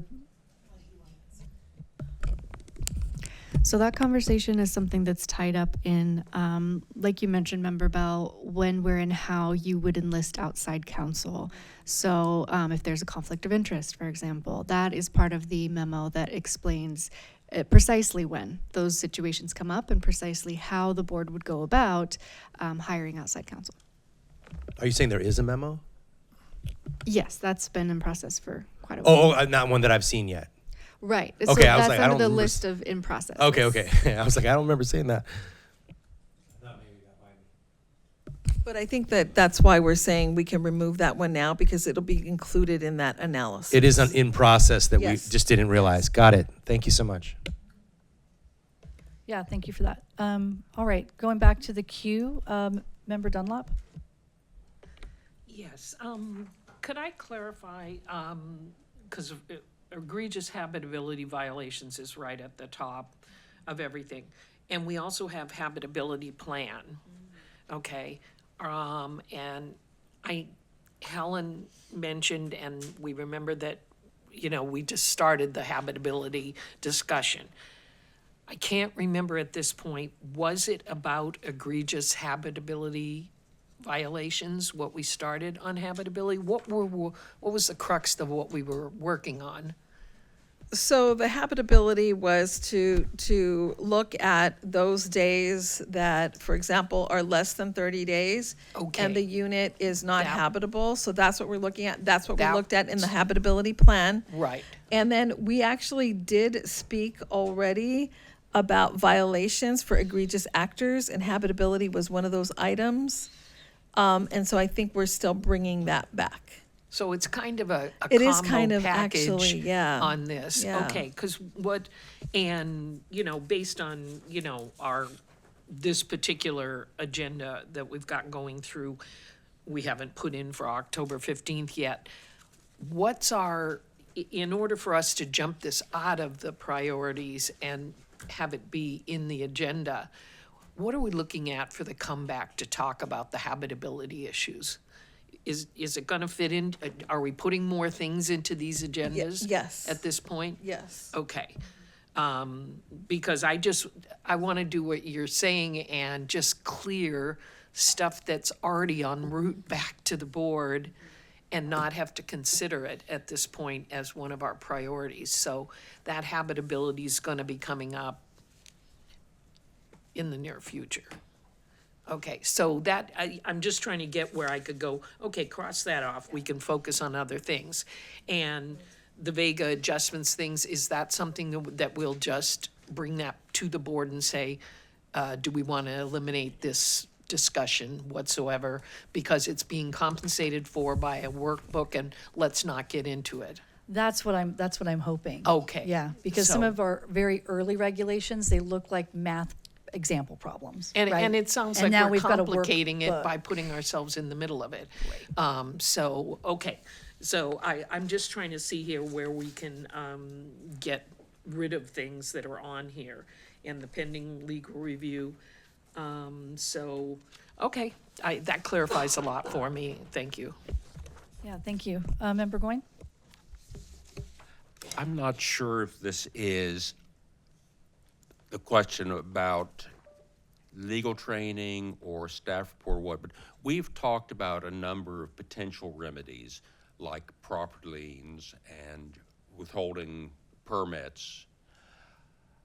I don't want to put Helen in the position of saying, calling the head of the building department saying, hey, the board voted that this guy is an egregious violator, so don't give him his building permit, and getting the response that's the equivalent of, great, that and 25 cents will get you a cup of coffee. So I think it would be helpful if we had sort of a roadmap of, if we decide to do this, what boxes do we have to check and who do we have to talk to? to, get a lien placed on a property or get buy-in from, permit issuing departments, because we're not one of those.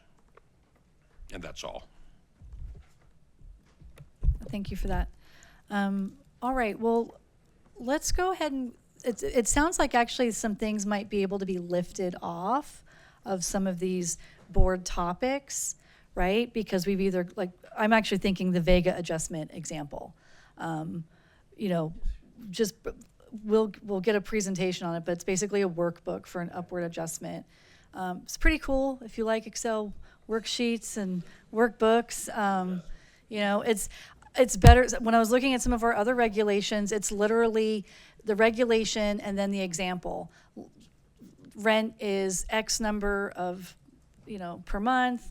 Per our regulation, you do this, and then, here's your example. But if we've got a workbook that we can direct people to.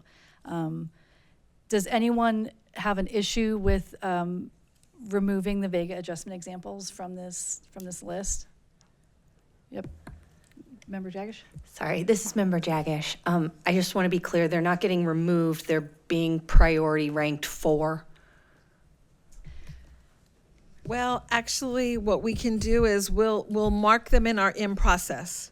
Okay. In our in process, so they'll move from a priority, because this will become a work plan for this year, right? You won't need to work on it anymore because we're going to bring it forward, just as a administrative, like, let's just get this done 2-minute thing, hopefully.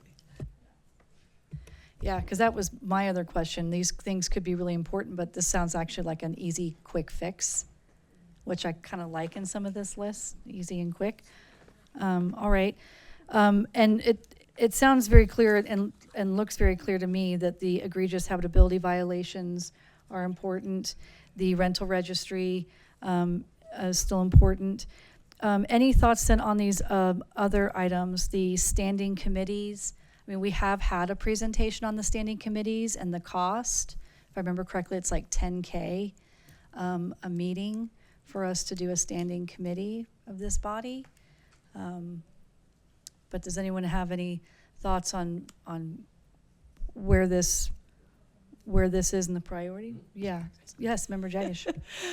This is Member Jagish. I think what would help me is if we heard the math that Member Bell did for some of these things. Sure, the weighted, if you want to do the weighted, what did you call it? So The weighted results? scores, yeah. So first thing I did was I took the numbers on the screen and fixed the ones on my paper to match. I went with the numbers on the screen.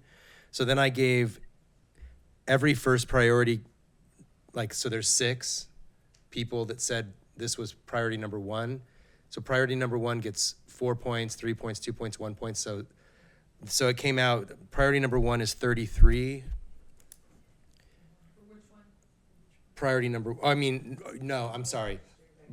Topic number 1. Rental registry regulations and online portal improvements got 33 points. Egregious habitability got 43. Vega adjustment 25. I think we've already had a conversation about that. I can't believe that got such high scores, given that I don't think anybody knows what it is. It was the asterisks. Oh, it was the asterisks. Okay. Yeah, letting people know it was a placeholder in our regulations. Standing committees got 16. Appeal record publication requirements got 16. Board member compensation 18. And limiting public comment 13. So they're almost in order except for the first 2 and the second to the last and third to the last are inverted, but. Yeah, that is helpful. So then doing the ranking, like we kind of discussed, the egregious habitability comes in number 1, Yep. gold medal. The rental registry regulations, number 2, silver medal. And then for the bronze, board member compensation in this particular set of boxes. Yeah. Okay. Yeah. How would you rank them according to priority 1, 2, 3, and 4? I understand priority number 1 would be, I did it a different way, but I saw priority being 1 and 2, right? Egregious habitability would be 1. Priority got the most total points. And then the rental registry stuff got, like what Allison said. And then because we've sort of removed Vega, the third place one would go to board member compensation, and then it's a tie between appeal records and standing committees. Yeah, the 4 boxes. Yeah, I don't know. That's a judgment call. It's a subjective thing. I mean, I think 1 and 2, board topics 1 and 2 are quadrant 1, I would think, right? I mean, those are the top 2. And then 4 and 5 is number 2? 4 and 5, no, it would be 6, would be maybe number 2. And then box 3 might be 4, 5, and 7. Something like that. Not doing 3 Correct. anymore. The 4th ranked one would be The board member compensation. a tie between Right. standing committees and appeal records. To me, these, I don't know.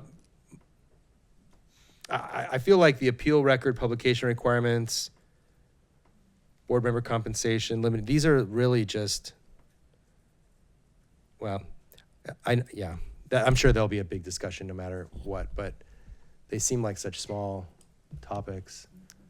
If I might add that if you look at number 1, you look down the list there, you see that the 2 highest numbers are 1 and 2. So I would say those would be priority 1. Mm-hmm. Box And 1, then- urgent and important. Right. And then you look at number 3, well, 3 we'll take out, but number 4 is the second priority, largest number. So maybe you go, board topic number 4 would be ranking at number 2. Just another way of looking Sure, at it. yeah. I mean, yeah. that's, And then, you got 2 3s there, so you can decide maybe by the board whether or not you want to make it number 2 or number 3. Yeah, the only reason board member compensation got ranked a little higher is that there's some number 1 priorities where the 4 and 5 don't have any number 1s. That's the only thing that makes it a little different. Allison. But it doesn't really matter. I think they're all kind of in the same ballpark. Priorities 4, 5, and 6 are kind of.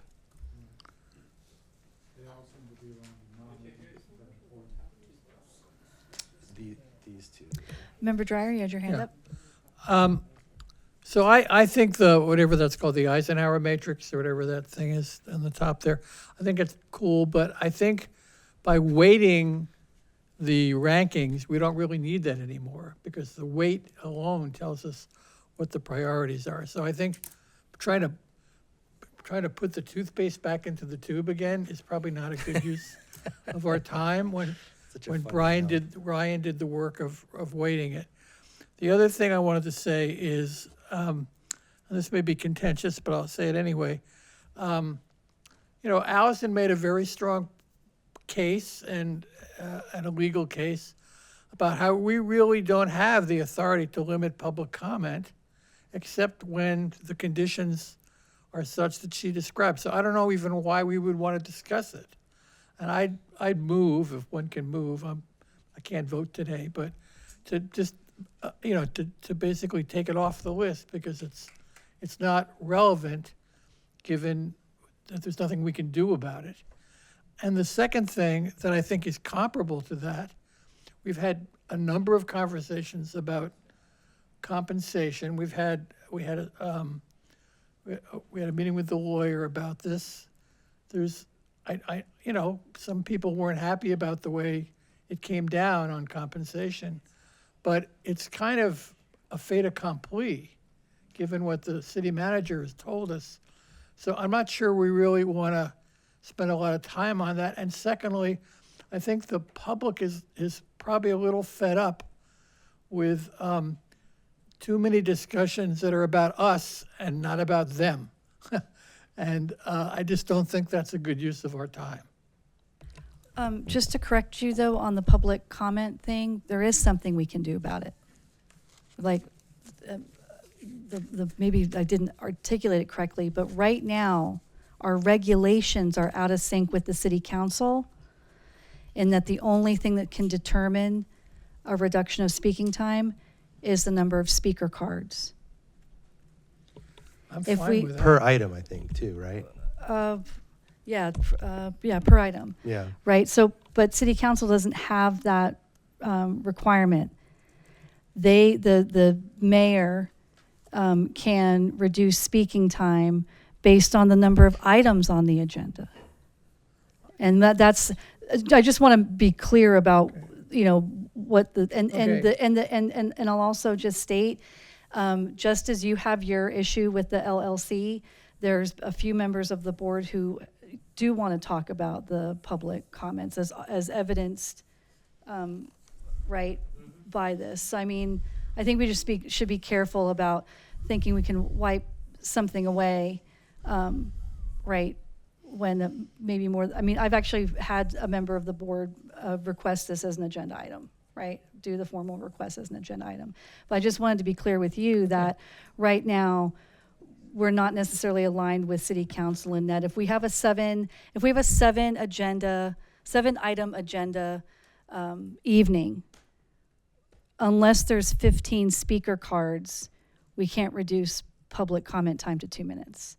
And when you're talking about, say, 5 items or 7 items, that when you get to like large numbers of items, that's where I actually see the time savings, so that a member of the public's making 10 to 12 minutes of comment versus 15 to 17 to 20 minutes, right? So that's the thing I just wanted to clarify.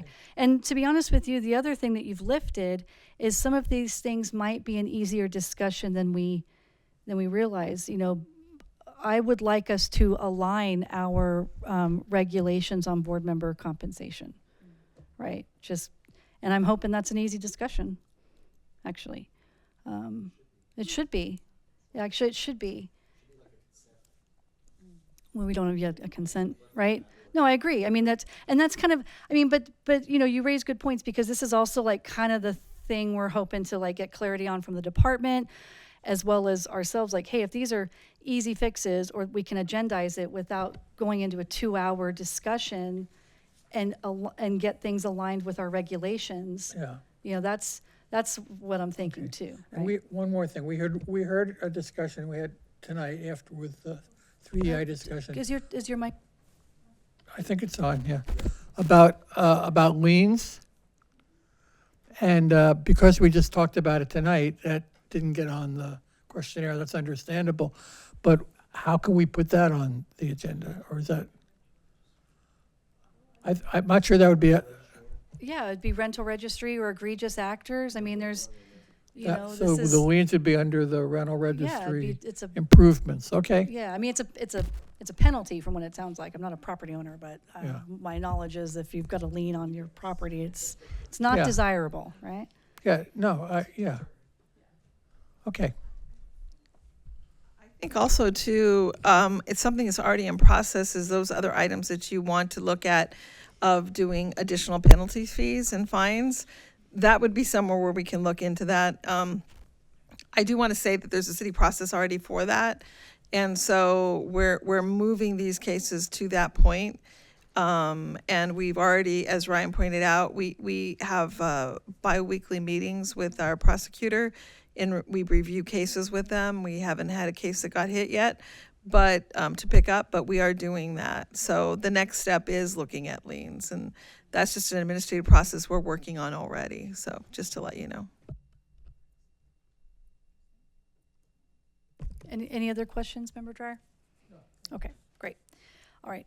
Well, I mean, the ranking, the weighted totals, I mean, it was helpful, right, in just getting where the votes were, but we still come to, what the director pointed out, like just making sure we're clear on, like, did it get a lot of votes, but it's low priority? Did it get a lot of votes? Is it high priority, right?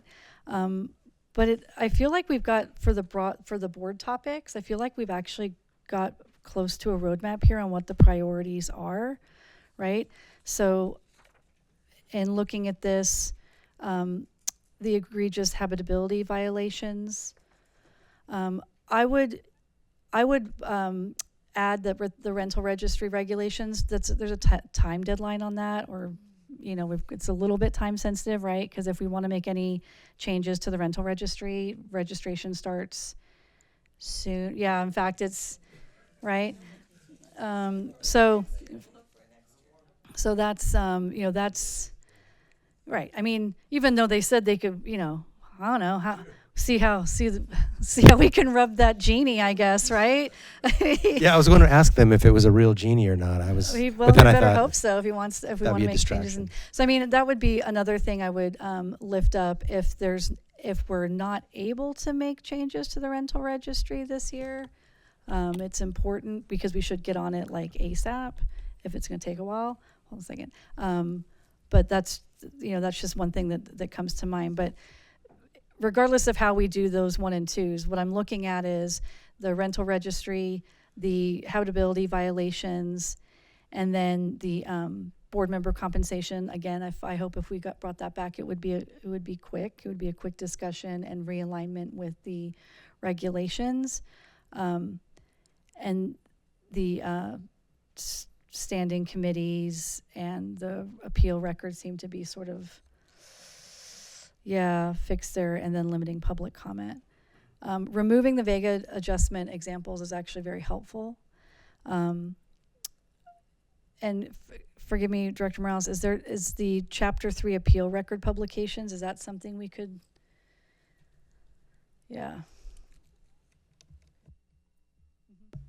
Take it off? Yeah, like, is it a quick fix? I mean, you've explained what it is, but like, I think it could be a quick fix to the regulations. yeah, that was my question.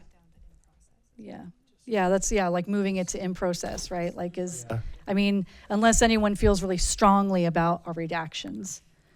But how do we add the additional comments to this list? Okay, can we first focus on? Okay. Can we first focus on these board topics? Because once we get these, set up, then we can hit the additional board topics. But if no one feels particularly strongly around the redaction, if it's something that's what I would consider as an administrative fix, Is the issue that it requires redaction by statute, by charter?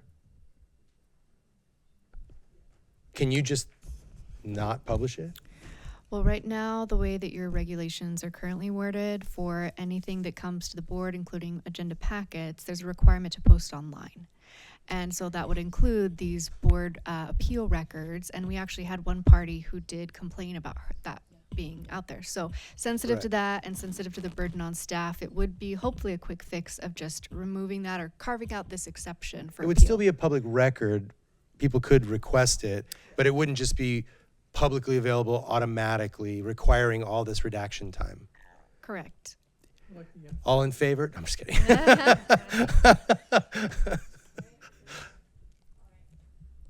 but sort of in that spirit, like unless there's any objections to moving that to in progress. No. Okay. Yeah, throw it on an agenda and let's get it done. Yeah. Okay. Right. Exactly. Okay. Of course, like not important.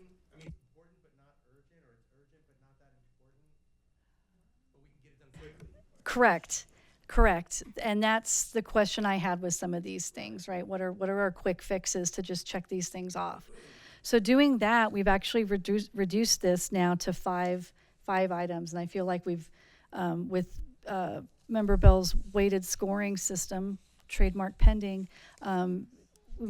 Sounds like we've kind of got these board topics in a place where we're comfortable with the department coming back with a more detailed work plan. Any objections to that? Okay, excellent. And even the compensation item could be fairly quick. Agreed. Agreed. Absolutely. Okay, great. Checking in with you, Director Morales, do you feel like you have enough information to do your thing? Yes, so I think that what we stated is that we're going to forget about putting the toothpaste back into the tube, and we were just going to rank these accordingly. So we'll rank them pursuant to the numbers that Brian provided, and those will be our ranking. Excellent, thank you. All right, then let's get to the additional board topics, right? So as stated, I would like to put in process the following topics. I'm going to go with the ones that are certain first. Junk fees. The right to counsel. Small landlord, because we've actually got definition of small landlord coming up on a future agenda. You know, I had indoor heat, but I'll just because I'm forecasting that would be a recommendation rather than something we can do per the charter. But Do it while it's hot. I can explain that. That was my item. I should have put more information, but it's been really hot this week. I hope everybody's been staying cool. But it's basically LA County has a indoor heat cap, but it's only for unincorporated cities in Los Angeles. And so that kind of means that every city has to have their own ordinance regarding that. And so I thought, especially with this heat that's going on right now, it could be a great recommendation to city council to try to implement some sort of indoor max heating temperature for folks. But I do understand that that sounds like a recommendation to council. Okay, thank you. okay, so does that mean that I'm not going to actually say anything. So, all right, so then that leaves the habitability plan, because I just wanted to make sure we're clear on what that is, what we mean by that. So in process. all Yeah, right. because just to clarify really quick on that, the egregious habitability violations combined with the minimally disruptive are pieces of a bigger habitability plan, right? Okay, so it is kind of in process. Okay.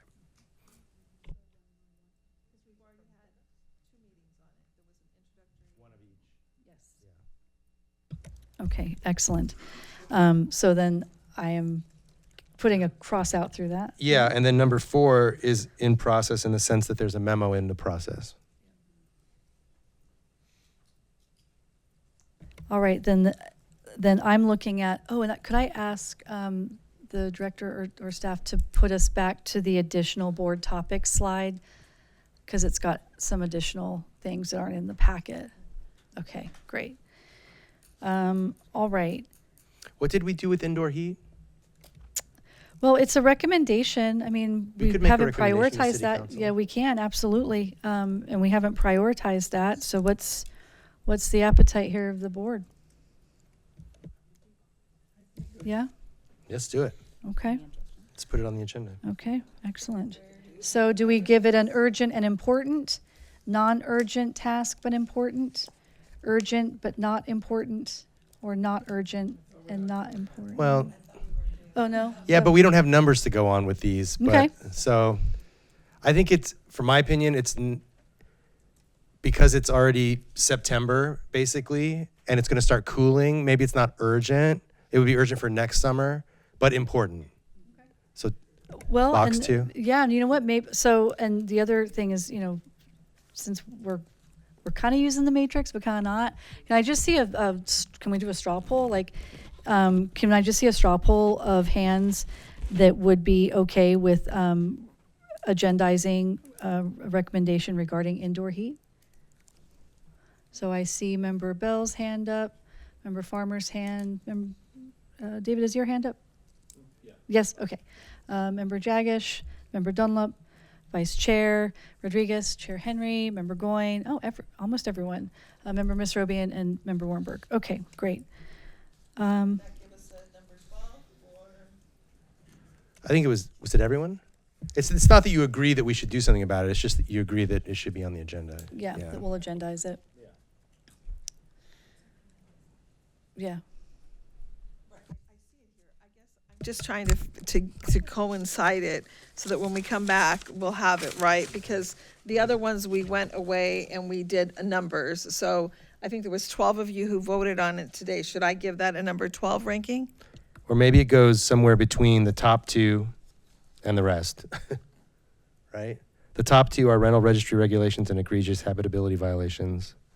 And then the rest of them are down Maybe below. second important, if that makes Third, no, like not- in there? Well, the So- other way to do it is to list all of them after we come up with the list and have another vote. Yeah. Another ranking. Okay, all right, so. Yeah. Got indoor heat, in process with trained, bad actors. Oh, okay, so the late fees for new ownership, the title, transfer of title. Member Ms. Robian, this is sort of is this your one? Is this, okay. Oh, okay. Yeah, I don't know what that I means. think Deborah did. Oh, late. That was actually mine, I believe, as well. And it was connected to yours because I had it on my list who's for a long time and I didn't see that it was coming up. And it was basically what you were saying, Member Ms. Robian, about what do we do when somebody acquires the property, Right. transferring. And since now we're talking about including that on the rental registry, I was satisfied that we'll be able to discuss that when we're talking about improvements to rental, the portal and registry, if that is something that we are going to be talking about. So late fees wouldn't be going to a new owner. If a new owner comes in and it wasn't registered, they'll come and register. I don't think we would be giving them a late fee, if that's what you're asking.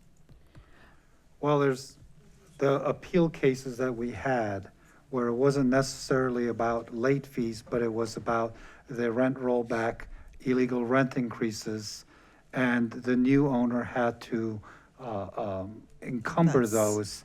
And we need to figure out some way to protect the new owner from past owners' non-registration and non-compliance with the rental rollback.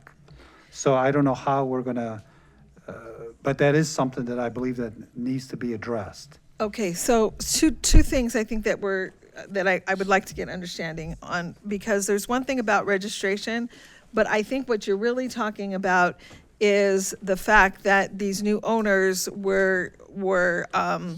they took the property with the tenants in them and the issues that resolve there, and that's a state civil matter. I don't think that's something we can address by regulation, but I could be wrong. But it seems to me that, Well, we can discuss that, because there are possibilities of things that can, come up with it, which I don't know if I want to waste everybody's time starting a conversation about that right now. But, before we immediately shut it down by saying it's a state issue, let's talk about it to see what part of it Sure, is a we can- state okay. issue before we just kind of shut the door on it. That's it.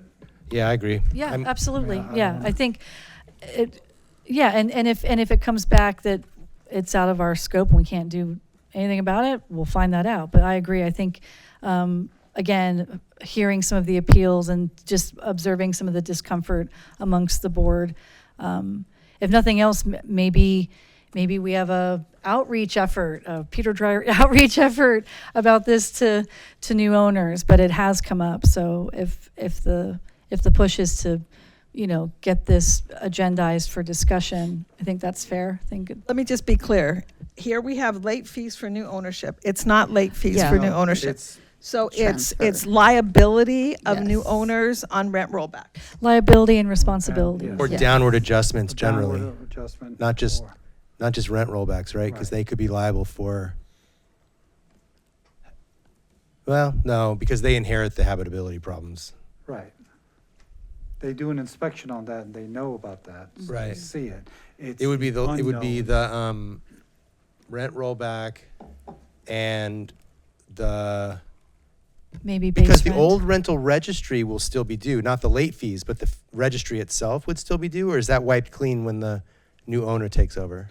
I mean, if it's an No, income that's property, something I was thinking not about as not a well. single-family Sorry. residential, you know that that's an income property, a 3-unit, 4-unit, and that is not a registered unit. And if it's not registered, then you don't know that, if they've done rent rollback, if the rents were properly done or not, so, because you really don't know anything about it.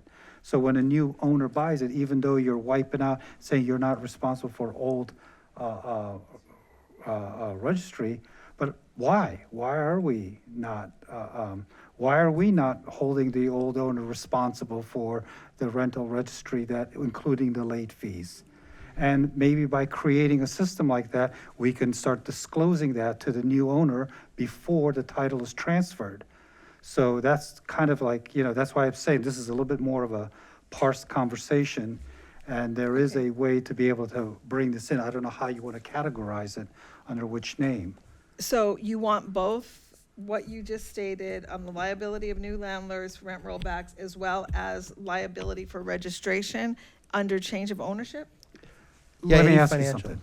When a new owner buys a property and that unit was not registered previously, so it never was registered, it's a 3-unit, 4-unit property, and a new owner bought it, and they go to register it.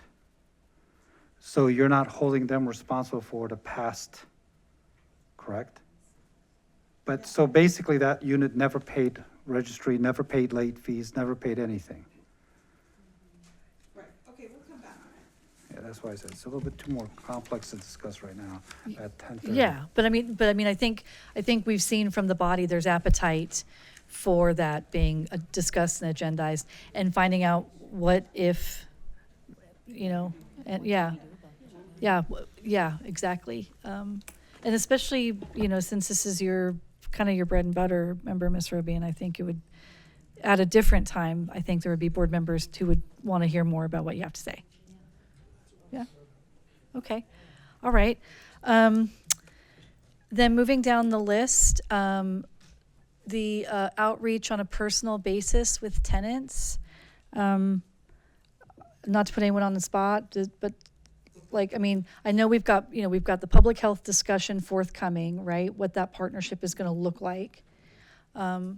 Is there something more in that item that I'm missing? I don't know what the other two people that mentioned this under number 7, what they thought of. If they're here, which I assume they are, and they want to say what they were thinking, that might be helpful. But I wrote, there's actually 3 things that were conflated into one. I wrote number 11, and I meant what I put there and some things that are, for some reason, didn't make it into that box, which was, I think, like I said before, it's great that we did this brochure, but I still think, Member Dreyer, I'm just going to stop you for a moment because I know it's very clear that you've done 11 and we'll parse that out. But I guess maybe we can combine the first statement on that box, the outreach, right? Because I'm seeing the same word in, that's what I was about to say. yeah. I think we should agendize figuring out how we can do more outreach so more people know we exist and they know what their rights and responsibilities are. And the thing that's missing in there is, we talked about this about a year ago. We had a conversation with Helen about this, is more direct outreach to organizations, churches, and so forth, as well as billboards and PSAs on the radio. So, and moving down this list and moving through these items is, I just want to gauge too, like the prioritization of board members for, let's just call it outreach. Can we call it tenant outreach? That's, Landlord outreach. okay. Community outreach. Mm-hmm. Okay. Can I see a show of hands if you feel that is something you'd like to prioritize on future agendas? Okay. Excellent. Majority of the body. Okay. Very good. Very good. Moving down the list, this one's my one, number 8. I've said to some of you, I would love for us to have our own staff person.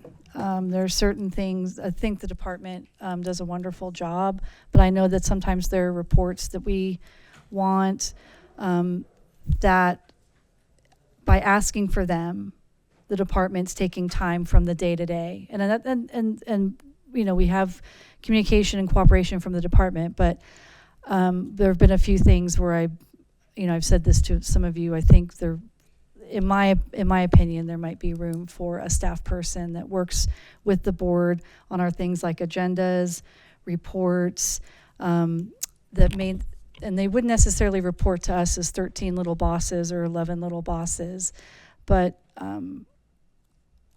the vice chair and the chair, there are some things maybe we could ask this person. This is just, there could be no interest and no appetite for this. Also, this is something that wouldn't happen until next fiscal year because this isn't, You can't just bring someone in without budgeting for it. But just want to see, is there any interest in discussion of hiring a board staff Can person? you say a little more, Allison, about what you mean by non-department related work? Actually, some of the reports that we want generated, even though they're using department data, when I think about the day-to-day operations of the department, sometimes some of our like the board quarterly report actually is one thing I'm thinking of. It's a lot of work for the director. It's actually a lot of work for a lot of the staff too. I mean, they've done all the things that we've asked them to do in terms of presentation of data or including data. So that was one. This survey for the priority setting, that would have actually been helpful to have worked with. This isn't any aspersions, but I knew people were having trouble with the survey. I heard from some of you. And while we're limited in what we can see before the meeting, and I don't want to run afoul of the Brown Act, but some of it's just literally for planning purposes on how best to facilitate the meeting. So there's certain tasks like that I think when I think about the day-to-day demand of the department and some of our asks, I worry that they do interfere, like staff have been asked to make decisions about what tasks to do first. And I've been thinking a lot about that. I also am of the opinion that we should have our own lawyer. But in thinking about how I wanted to present this to the board, I would just welcome a discussion about our own staff. But, so can I see a show of hands for those that are interested in this item, hiring a board staff person to report to the city manager and works on board items? Okay, so I see Member Dreyer, Member Jagish, Member Dunlop. Claudia, did you have your hand up? Okay. Sorry if I missed you back there. Vice Chair Rodriguez, Chair Henry, Member Goyne, Member Wernberg. So that's... I was going to say, if I could offer a friendly to that, the idea of it being broadly about the budget, because I know there's a budget review that was coming or is coming at some point. Budget has already been done. So if we're going to add a staff member, How was the budget done then? Our budget has already been completed. For this fiscal year. 27 fiscal year. Right, because it gets submitted to the city council for June. We brought it before the board. June approval. Right, but there were still questions when it came before the board. Yes. It's They been were approved left by city unanswered. council. The biggest question Okay. that I remember from that budget was Yeah. the $60K for outreach. Right. Yeah. So what happened with that then, I guess? So, I mean, that's Or the- I guess we could talk about that as a separate item. We don't have to go off on a separate tangent So here, that but- was the partnership with the public health department. Right. And we don't yet have that That's information, right. like what that, right? Right. So since we don't have that exact plan yet, and my understanding is the directors met with public health department, if the plan that's developed wasn't satisfactory to the board, my understanding was we were still going to use that $60K for outreach. Right, which would still be then a budget question. I guess Yeah. I saw it as a budget question. Yeah, everything's So a that was budget the item question, that to be I thought was honest. coming back. So I think Yeah. the ask was you approved it and we moved forward with the 60,000 as you stated.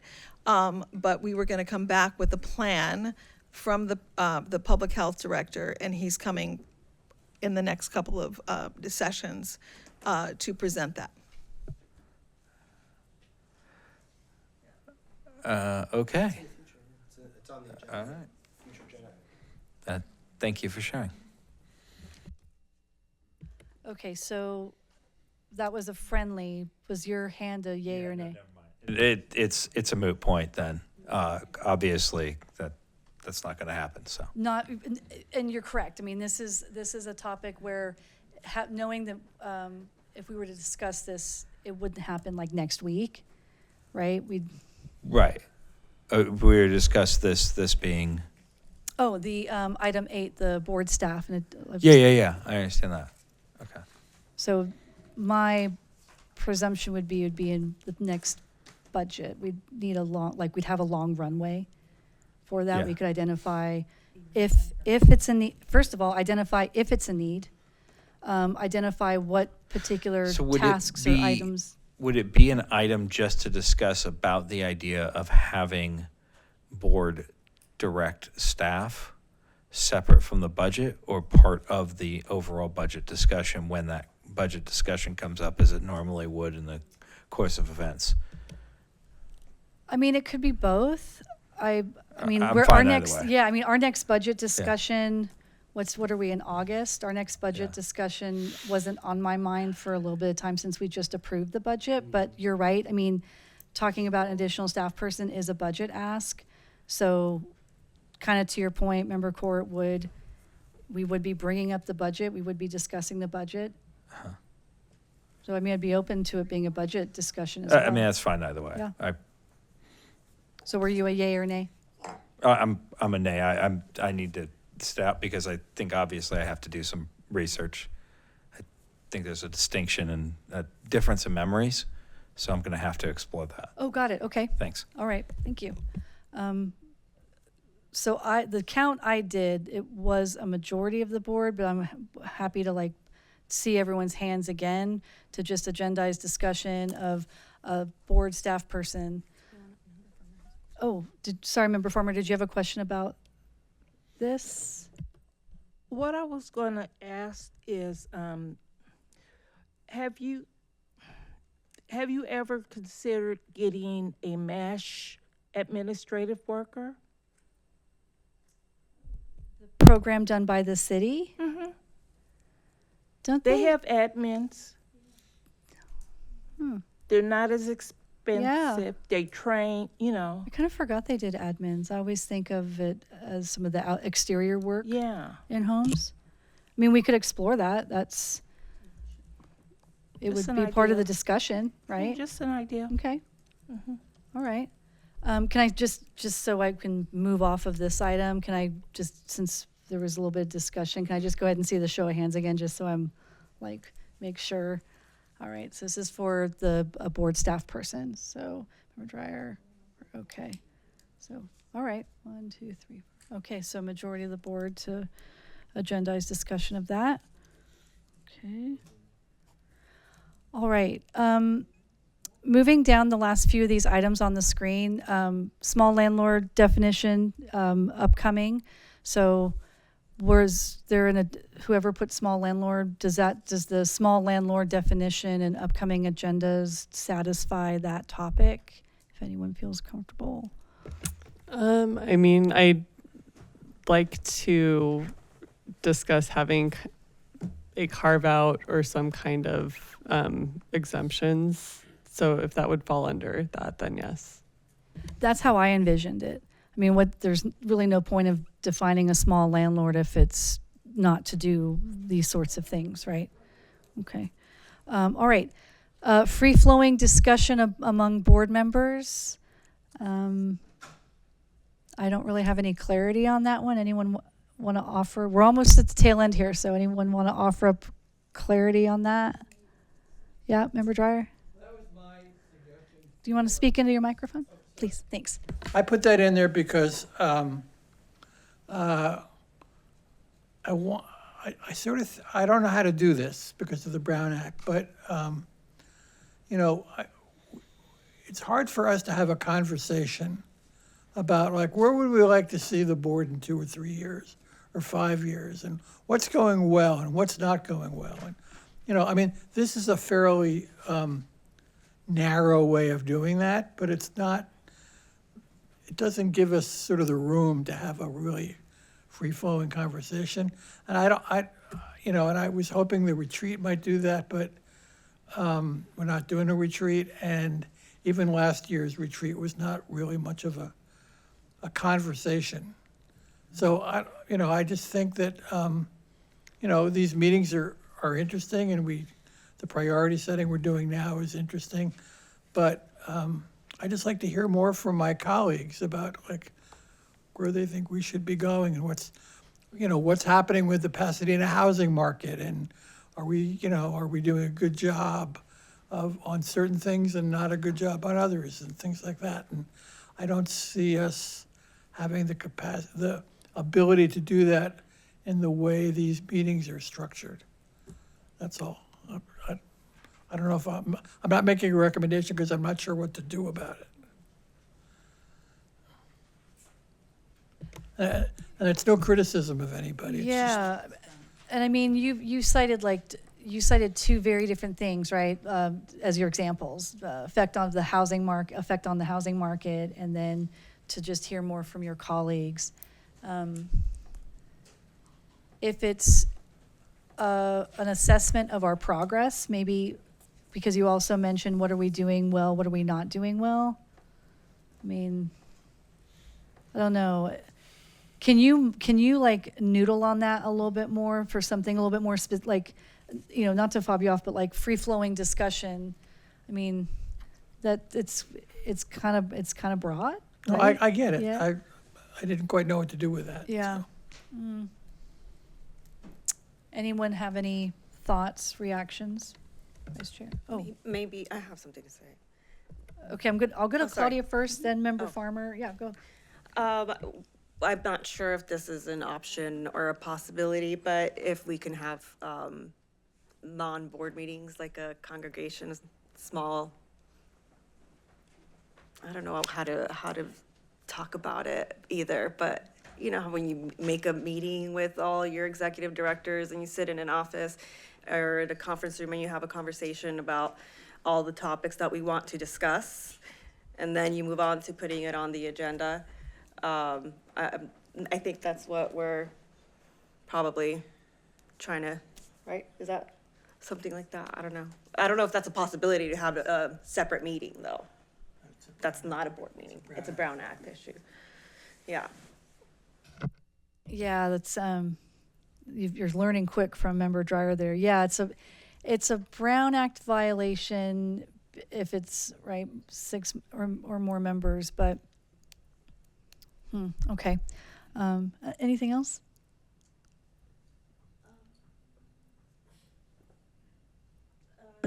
Maybe the only other suggestion, if we wanted to get around, well, not around, but have some sort of potentially nearing an open conversation, circling back to surveys, having people enter their comments, and then maybe we can bring up a conversation later down the line.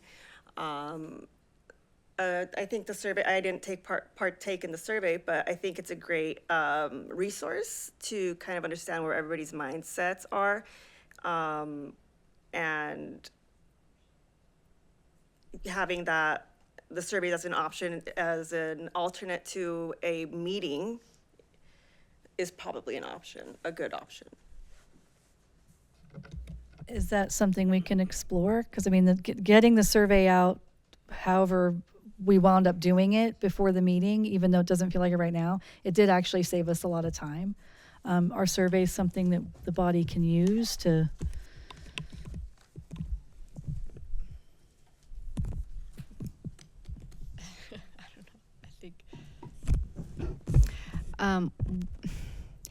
I think for this purpose, meaning this priority setting purpose, the survey was something that was a helpful tool. It's not the rule necessarily, and it's not necessarily something that you would want to take the place of open meeting board discussions, right? That would, if not the letter, possibly violate the spirit of the Brown Act, right? Which is open access.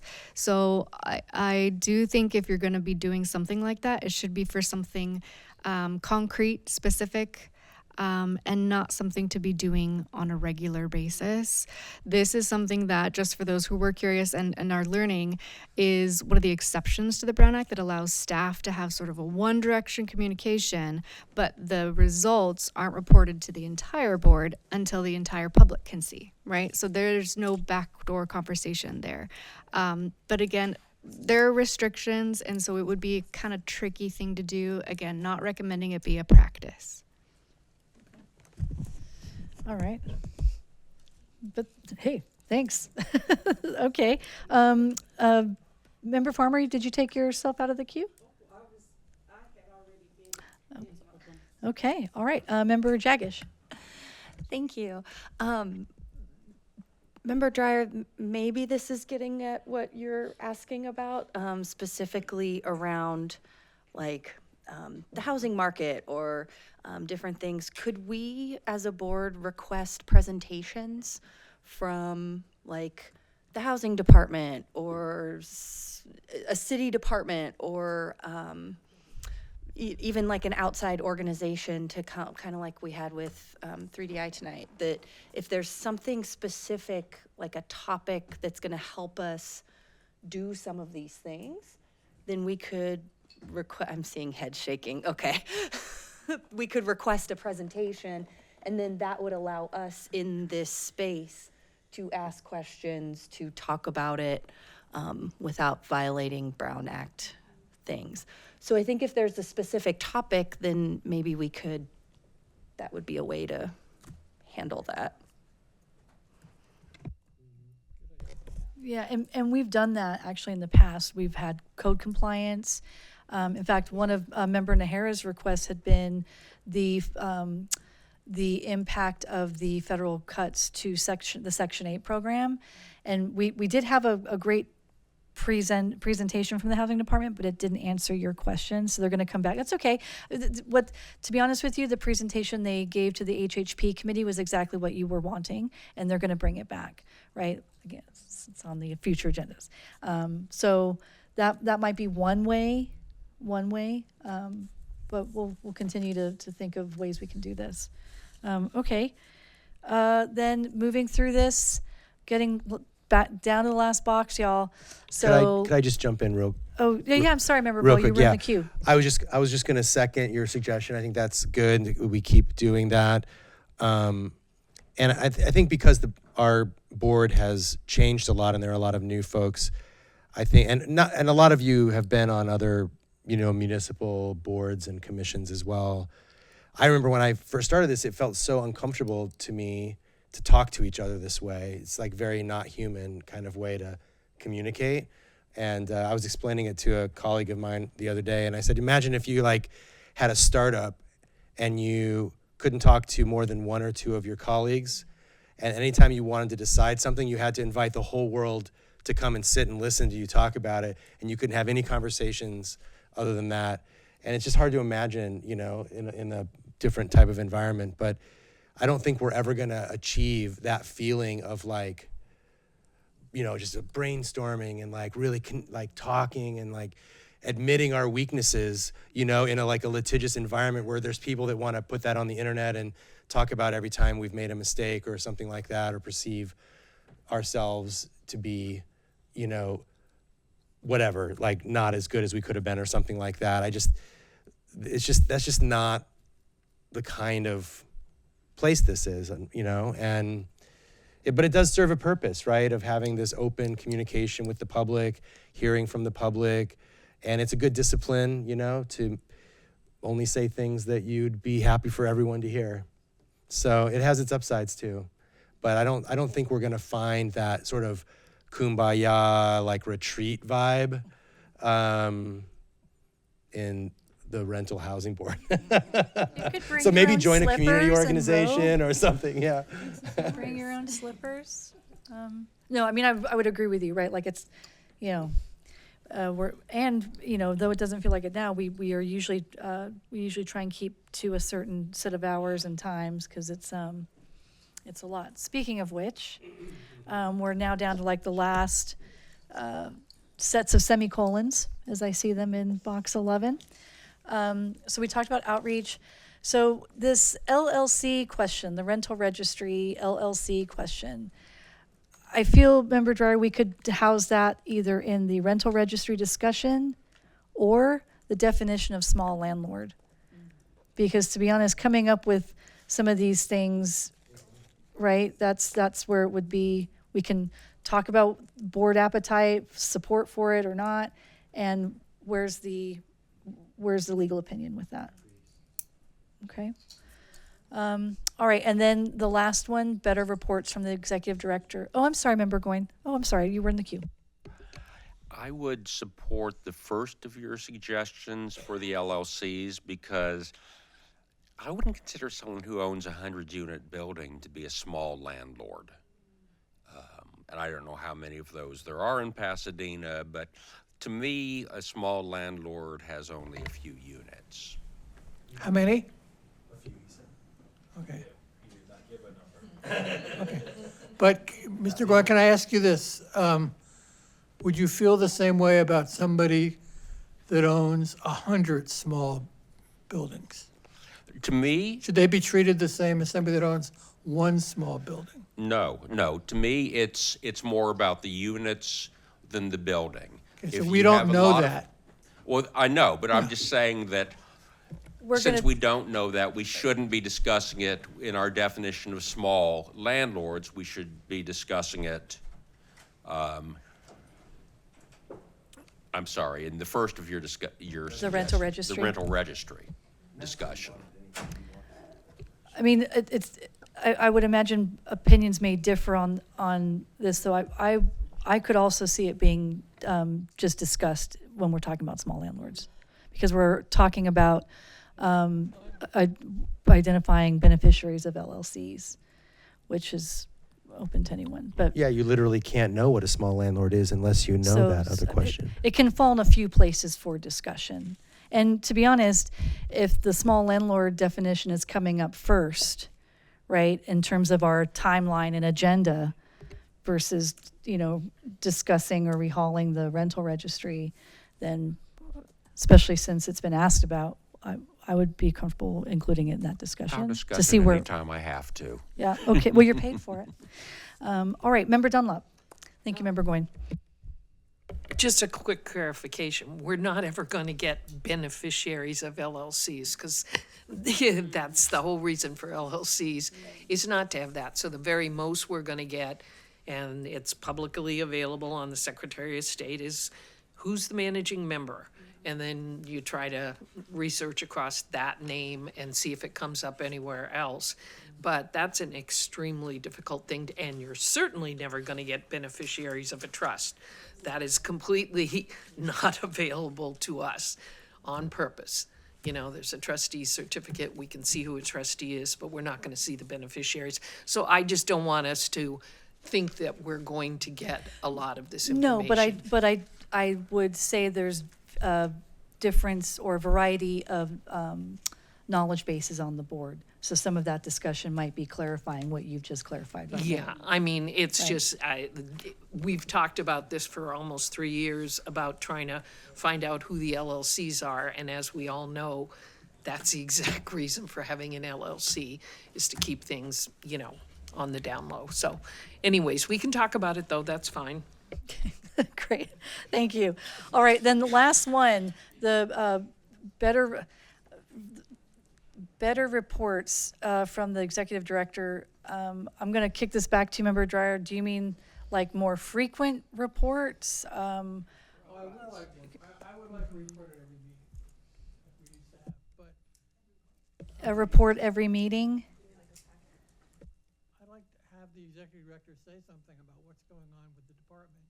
Well, that's different from a report, though. I mean, the director's reports tend to be they're multiple pages, right? They're pretty in-depth. So, I mean, one every meeting. Well, maybe you could highlight something in particular. It doesn't have to be a full comprehensive. But here's my larger point, which is, and the reason I raise this, which is, sometimes something comes up and Helen says, we've been working on that and we didn't know. And I just think that, I don't think Helen's trying to hide anything. I just think it ought to be part of her responsibility and the staff's responsibility to tell us like what they're working on. And I forget what the thing was at our last meeting or maybe the meeting before that, where something came up and we all were, maybe not all of us, but quite a few of us. Like a status update, right? Because I think one of the things was that the director had met with another department. That's one of the things that's coming to mind. And we learned in the meeting. Yeah, I was asking like, how many have you met with the code enforcement department? And I would have preferred if that came up, so we didn't have to ask about it, because, it was just something that, has been something we've been talking about. So, that's kind of what I meant, that our accomplishments and our challenges, we need to know more about, are we having some issues? I don't want to know about the personnel, that's an HR issue, and we shouldn't be in the middle of that. But anyway, I just think there are things that the staff is doing and prioritizing, and that they should just alert us, so we, if somebody says, so we're not surprised. And so we don't have to keep asking about it. Okay, Transparency. okay. So could I modify this just a smidge? Because the word report, like that to me is like a particular time commitment, right? We've established norms or expectations on our part of what we want to see in those reports, which means they take a lot of time. And we also have the quarterly reports, right? Because we, Okay, that's fine. so maybe the ask would be a status update from the director at each meeting on new initiatives or continuing initiatives. Understanding that it could be a brief report, not, an extensive report for the director to work on at the expense possibly of something more urgent, right? It's just a balance, but yeah, like highlights, maybe like monthly highlights. Is this sounding more like? Yeah, let me say one more thing. But so a year ago, a year and a half ago, I can't remember, we asked Helen to start meeting with the first one was with the homeless shelter. And with Katie, whatever her name is. And it took a while, and then she did it. And then we said, what else? Who else are you meeting with? And she said, well, I'm meeting with some ministers or whatever. And then I don't know whether the staff and Helen stopped doing that or whether they're still doing that and we don't even know about it. But I think it's really important for the staff and or Helen, who's on the staff, but to be out there in the community talking to churches and social agencies. And I want to get an update on that. And if for some reason, if there's a good reason why she's not doing it, or there's nobody on the staff responsible for doing that, I just want to know so we can have a free-flowing conversation amongst ourselves about, is this something we want the staff to do or not? That sort of thing, right? Can I see a show of hands? Unless, Can I make did you a have quick a question? Yeah, or- I think it's just if I'm hearing you correctly. Let me put a softer spin on what you're saying. Okay. You know how at the end of our agenda we have like status updates or like report backs. It's just like if you just had like one fun thing that like you're excited about that you want to just tell us, like it's not that we're like, I don't know, like, oh, you know what, I should tell the board about that. Like just, and maybe that some weeks you don't have anything, but there's like something like, oh, I met with the what was it called? The planning department and code enforcement, and we had a great conversation. We're really excited to bring that. They're going to present, I don't know, just some little snippet from office life that might scratch an itch for us. Yeah, you know what I'm saying? I think people are down. Here's the thing. I learned a long time ago. People are down on what they're not up on. And when you're not up on something, you feel like it's not happening. Or somebody's... I'm picking up what you put down. Yeah. You see what I'm saying there? So like people get down on stuff they just don't know about. And if there was just this little bit of like trickle of like a little information, a little scratch that itch of like a brief report. It back. could be anything. It could Well, be we can come back. Again, our agendas have been so large. Yeah. That was one of the reasons why we weren't doing it. And the reports are very extensive. And it does show how many outreach we do. We've told you about the chats and snacks, which is a collaboration now with Friends Indeed, HRC, and us. So, I mean, those are all things, and we send out the press releases. So we can do a better job if we want to put an item on the agenda. But the reason why we never did it, we were coming with the report every month. We're coming with the report every month, and then it does become very voluminous on staff to have to get this data every month. And then we discussed going to a quarterly report. So we're coming back with a quarterly report soon at our next meeting. So, and there's a lot of data in there, but certainly we can put on the agenda, if you would like, we can put a report back, director's report back, and then we can let you know what's going on. We can give you announcements on when the next chats and snacks are. We can tell you when the next events are, when our new training is that month, because we do trainings every month, and all the outreach that we do, so you can see all the outreach. We just came back from the night out event with the police department. We were there. So certainly we can do that. And if that's something the board wants, again, it really wasn't on the agenda because our agendas were so packed and so, bountiful, and there was a lot of work to be done. And so I don't mind coming forward, on at every meeting and giving a 411 on what the department's doing. Yeah, I think it sounds like everyone would really welcome that. Yeah, just verbal. And if just, perhaps it's implied, but just to be clear that if it is brief, if it's one item, or even if it's an agenda that has multiple other items on it, then it could be something where it's director's choice to just say, honestly, everything we're working on is on the agenda today. Let's get to it, kind of a thing. Like I know that's what, well, I don't know now, but when I was on planning, that's what we used to have. It was called director's report. And it just was completely at the discretion of the director. And sometimes it was a full-blown quarterly report, substantial written product. And many other times it was just, everything we've been working on is on the agenda. Great. Kind of thing. And so I'm hearing we can cross that off because Yeah, we've we can had a just put that solution on to a regular it. basis. And I see Vice Chair Rodriguez is in the queue. Helen, we could call it Helen's highlights. We're all about we're like the chats and snacks. I think Yeah, it says, catchy titles. Come out for the snacks. Stay for for the chat. conversation, for the chat or something. Yeah. It's very unique, but we can do something. But another point, sorry, Peter, I want to highlight something that I know that you're a fan of, and hopefully wrap up this meeting really quick. But yeah, I just want to highlight that I know that you didn't say it, Peter, but I know that's something that you're passionate about is like stories, right? So that's what I would kind of also encourage in these Helen highlights, like sharing a story of like a success that we had.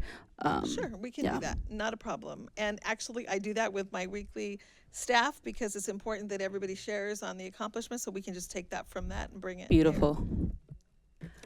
Okay, fantastic. Well, we moved through all of our items. What we're going to have the director do is re-listen to this meeting and draw up, I'm just kidding. Well, sort of not kidding. And everything that we talked about, prioritized, how we prioritized it, will be coming back to us like in something more clean than what we've got, because we did some real-time prioritization in this meeting, and it is 11:05. And we could come back with the workbook. So that's where this is going. It's going into the annual report, right? And so if you'd like, it could come back in a workbook format. That's fine. Okay. Member Nahara? Yes. Now that I started thinking about it, so when Helen comes back with her report, would that be an agendized item, or would it be just something part of public comment? Because if it's an agenda item, it leaves us to public comment from the public. But I mean, I presume it would be an agenda item. Okay. If you as a board want that free-flowing discussion about the things you're hearing, then you would need it to be an agenda item. If you just want a quick, that's all it is, then it might Then be I able. think that's what we should talk about, Yeah. because if it's a free-flowing item and we're talking about trying to best use of our time, it's either Ellen tells us what's going on and we ask no questions, or once we start asking questions, it's going to open up to public comment and it's going to take away from our time.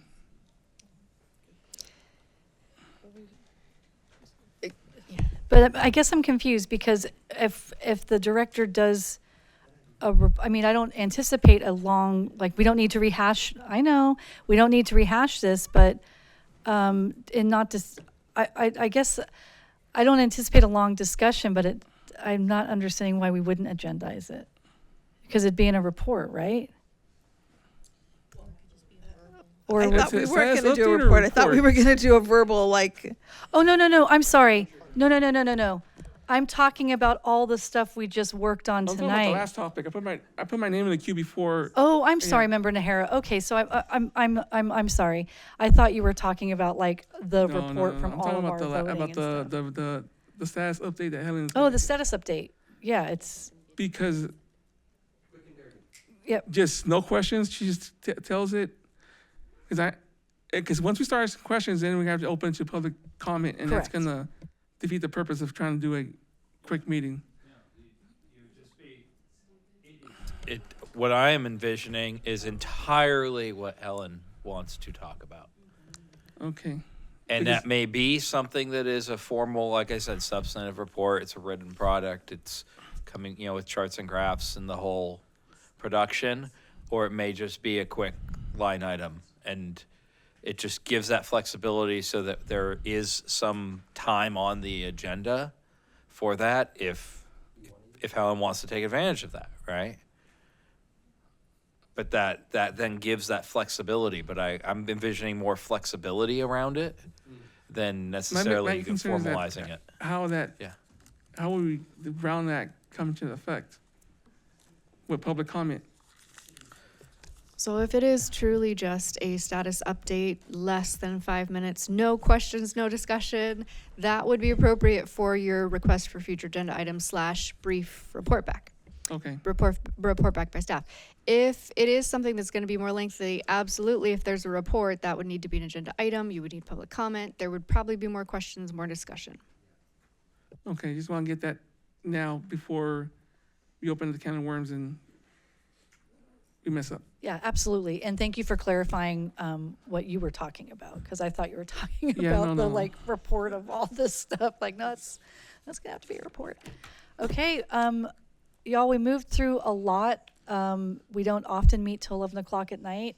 I hope you're actually really happy with the work we did get through, because whether it feels like it or not, we've developed a roadmap and a set of priorities for the department for the next year, including some things that we're going to be encountering in the next few months. So I want to thank everyone. I know this isn't everyone's favorite, but I thought everyone did a really good job, and we moved through a lot of material. So It was much more productive than the one we had last year, so. glad. Thank you. No, thank you. Thanks for participating, pre-game with the survey. It did really help, even if there were hiccups and issues with it.